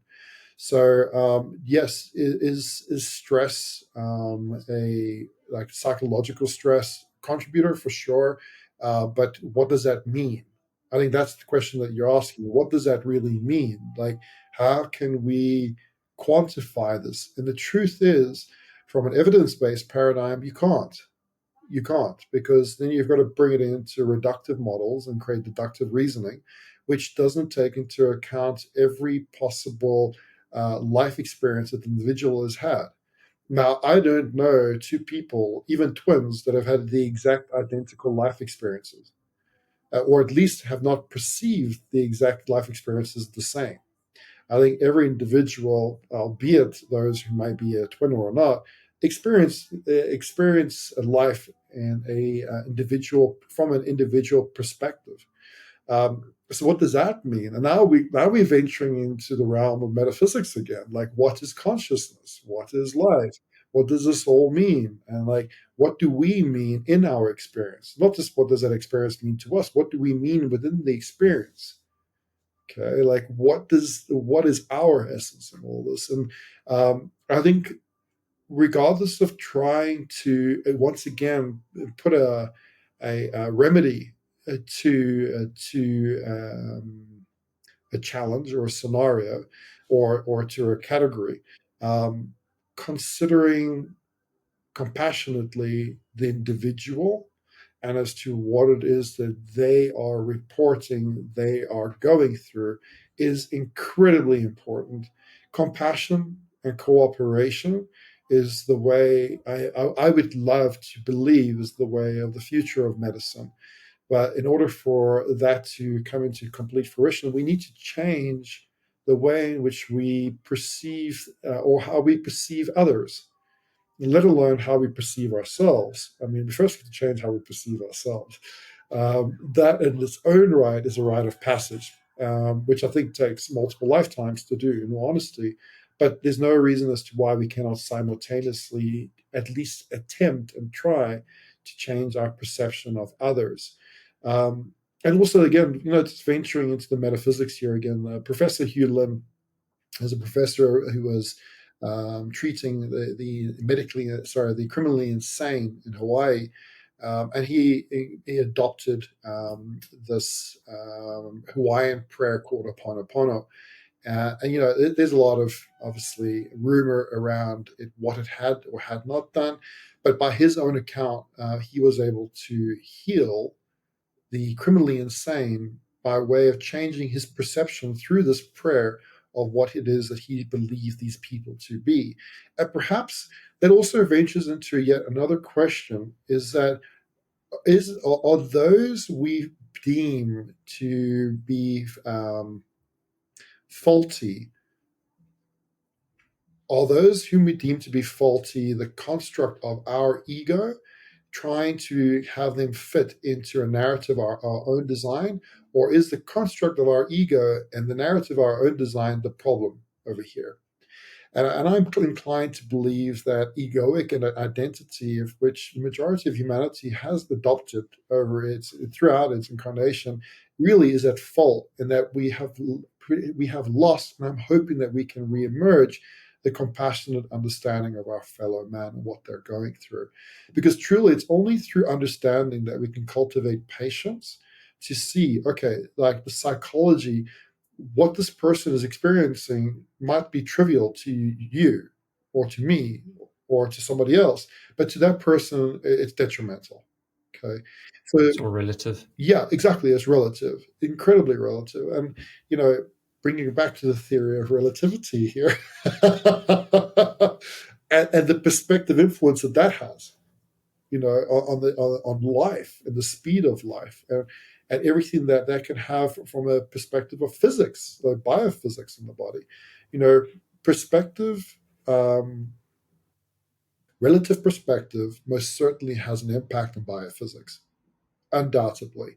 And there are actual some documented studies of this matter as well. And there's the Institute of Noetic Sciences that was founded by an astronaut. His name is Dr. Edgar Mitchell, of which they actually mapped out scientifically the impact of relative consciousness to biophysics, the movement of particles within the body itself.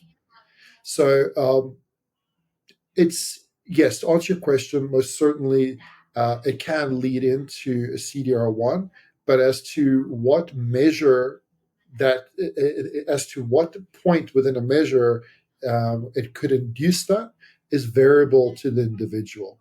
It is not a set standard. It's not a set universal standard that everybody would be susceptible to.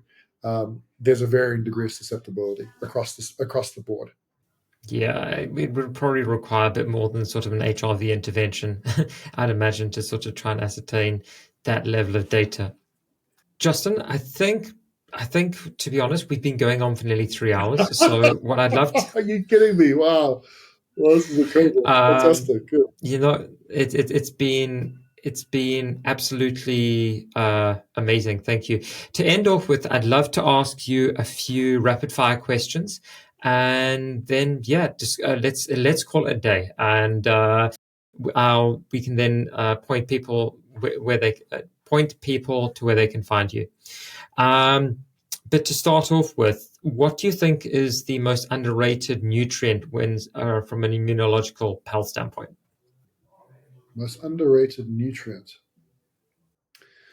I know we had discussed this briefly before, and I wrote garlic, but I'm not so sure. It's a really difficult question to answer. Within the context of CDR1, or in the context of, in what context? Let me ask you that. Let me ask you a question to your question. In what context? Okay, let's go with CDR1. It's what we've discussed most today, I think, so it's probably most relevant. Contextual, because CDR1 has many contributory factors to it. So I'm going to go through those factors, and then I'll give you some indications. So if it's a question of compromised histamine intolerance, in terms from a dietary histamine intolerance, those whom are able to metabolize sulfur, onion. Onion works incredibly well. It's a natural source of quercetin, and quercetin is the molecule, the nutrient in question that helps a lot with modulating the mast cells. If it's a question of estrogen dominance, that might be fueling the histamine or propitiating the histamine response, then broccoli and subsequent diindole methane also support the modulation to the CDR response. If it's a question of prostaglandin imbalance, I'm not a big fan of fish oil, but I am a big fan of pro-resolving mediators. Pro-resolving mediators. Yeah, so that there is great. If there's an imbalance of lipid utility, that would be a place to start. If there's an imbalance of methylation imbalance, then determining exactly whether or not, if it's a beta oxidative issue, then pantethine can work incredibly well. If it's a pyrrole issue, then pyridoxine can work really well. If it is a question of poor glutathione recycling and your GSSG levels being higher, then riboflavin can work incredibly well. I think I gave enough examples. I think so.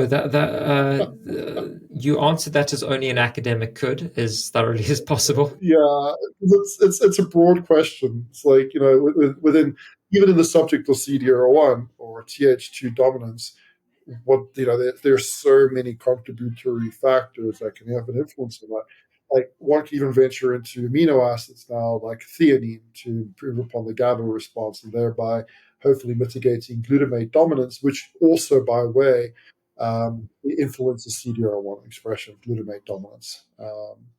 So yeah, which polysaccharides have an influence on activating in NMDA receptors, which are one of the subsets of. There's two classes of glutamate receptors. It's one of the subsets of the main class of glutamate receptors.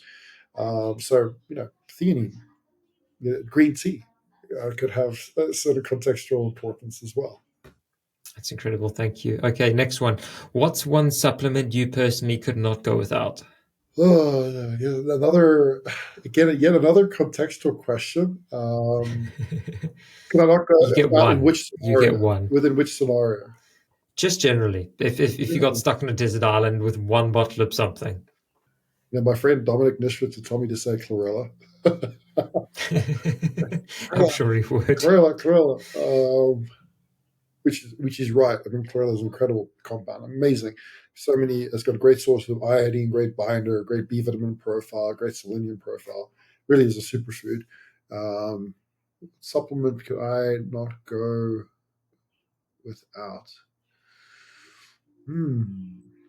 You've got phosphatidylcholine here, I Hmm. think, PC. Yeah, I think in my particular case, historically having had issues with bile acid activity, and also subsequent certain cognitive, um, memory recall issues at certain points when I had my autoimmunity, phosphatidylcholine was certainly mitigated a lot of this. So phosphatidylcholine is definitely on the top of the list.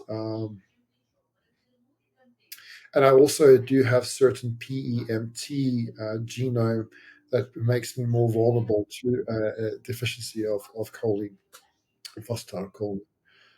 So let's go with that one. Let's go with that Okay, one. perfect.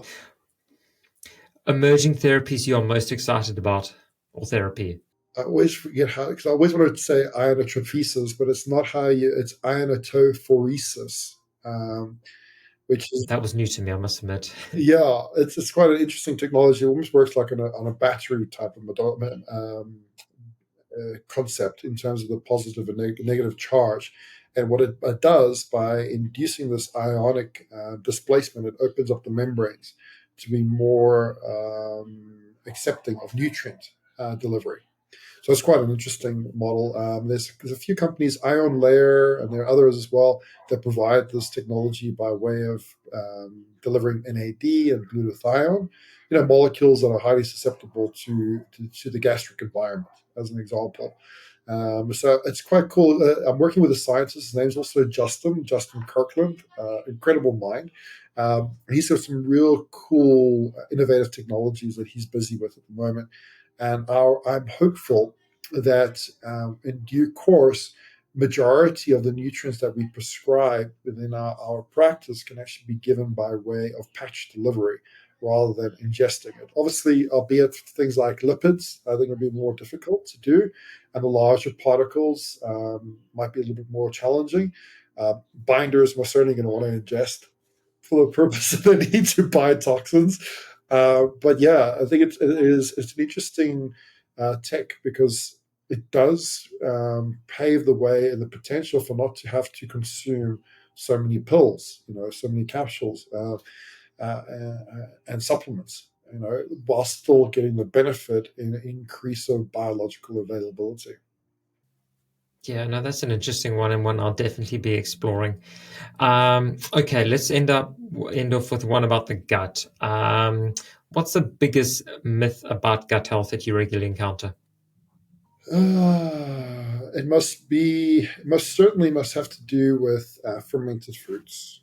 Fermented fruits. people have this have been told. I mean, it's only natural. Every time when you used to look, at least in social media, it was all about kimchi and Yeah. sauerkrauts and kefir and everything else. Now, I'm not saying these are bad for you; they're contextual again. But particularly in a Th2 dominant state, you do not want to be consuming a lot of these foods because, by nature of Histamine. them being fermented, they're going to have a high histamine load. Okay, so Yeah. it's really like it's such a myth. Like eat more sauerkraut and you're going to have healthy microbiome, or drink more kefir, you're going to have healthy microbiome. Or if you have stomach issues, please drink more kefir. No, like if you have stomach issues and it's been instigated by mast cell activation syndrome, please do not drink more fucking kefir. flipping kefir. Cut out. Like just yeah, just in content and context. Yeah. Justin, those are perfect answers. Thank you. Again, answered only as an academic could. I've said this once before. That was to Tyler Pansner, but I think I might be in love with your brain. I really can't thank you enough for your time. You've already alluded to autonomic coaching, but where can people find you if they'd like to connect? Instagram, autonomic_coaching, through our website, www.autonomiccoaching.com. Else, you can drop us an email, info@autonomiccoaching.com. Do keep an eye out for my book that is going to be provisionally going to be launched at the end of September. And within that, there will be even more details as to how you can connect with us. That's perfect. And we'll be sure to link to all of that in the show notes. Justin, thank you so much for your time. Thank you, Rob. Take care.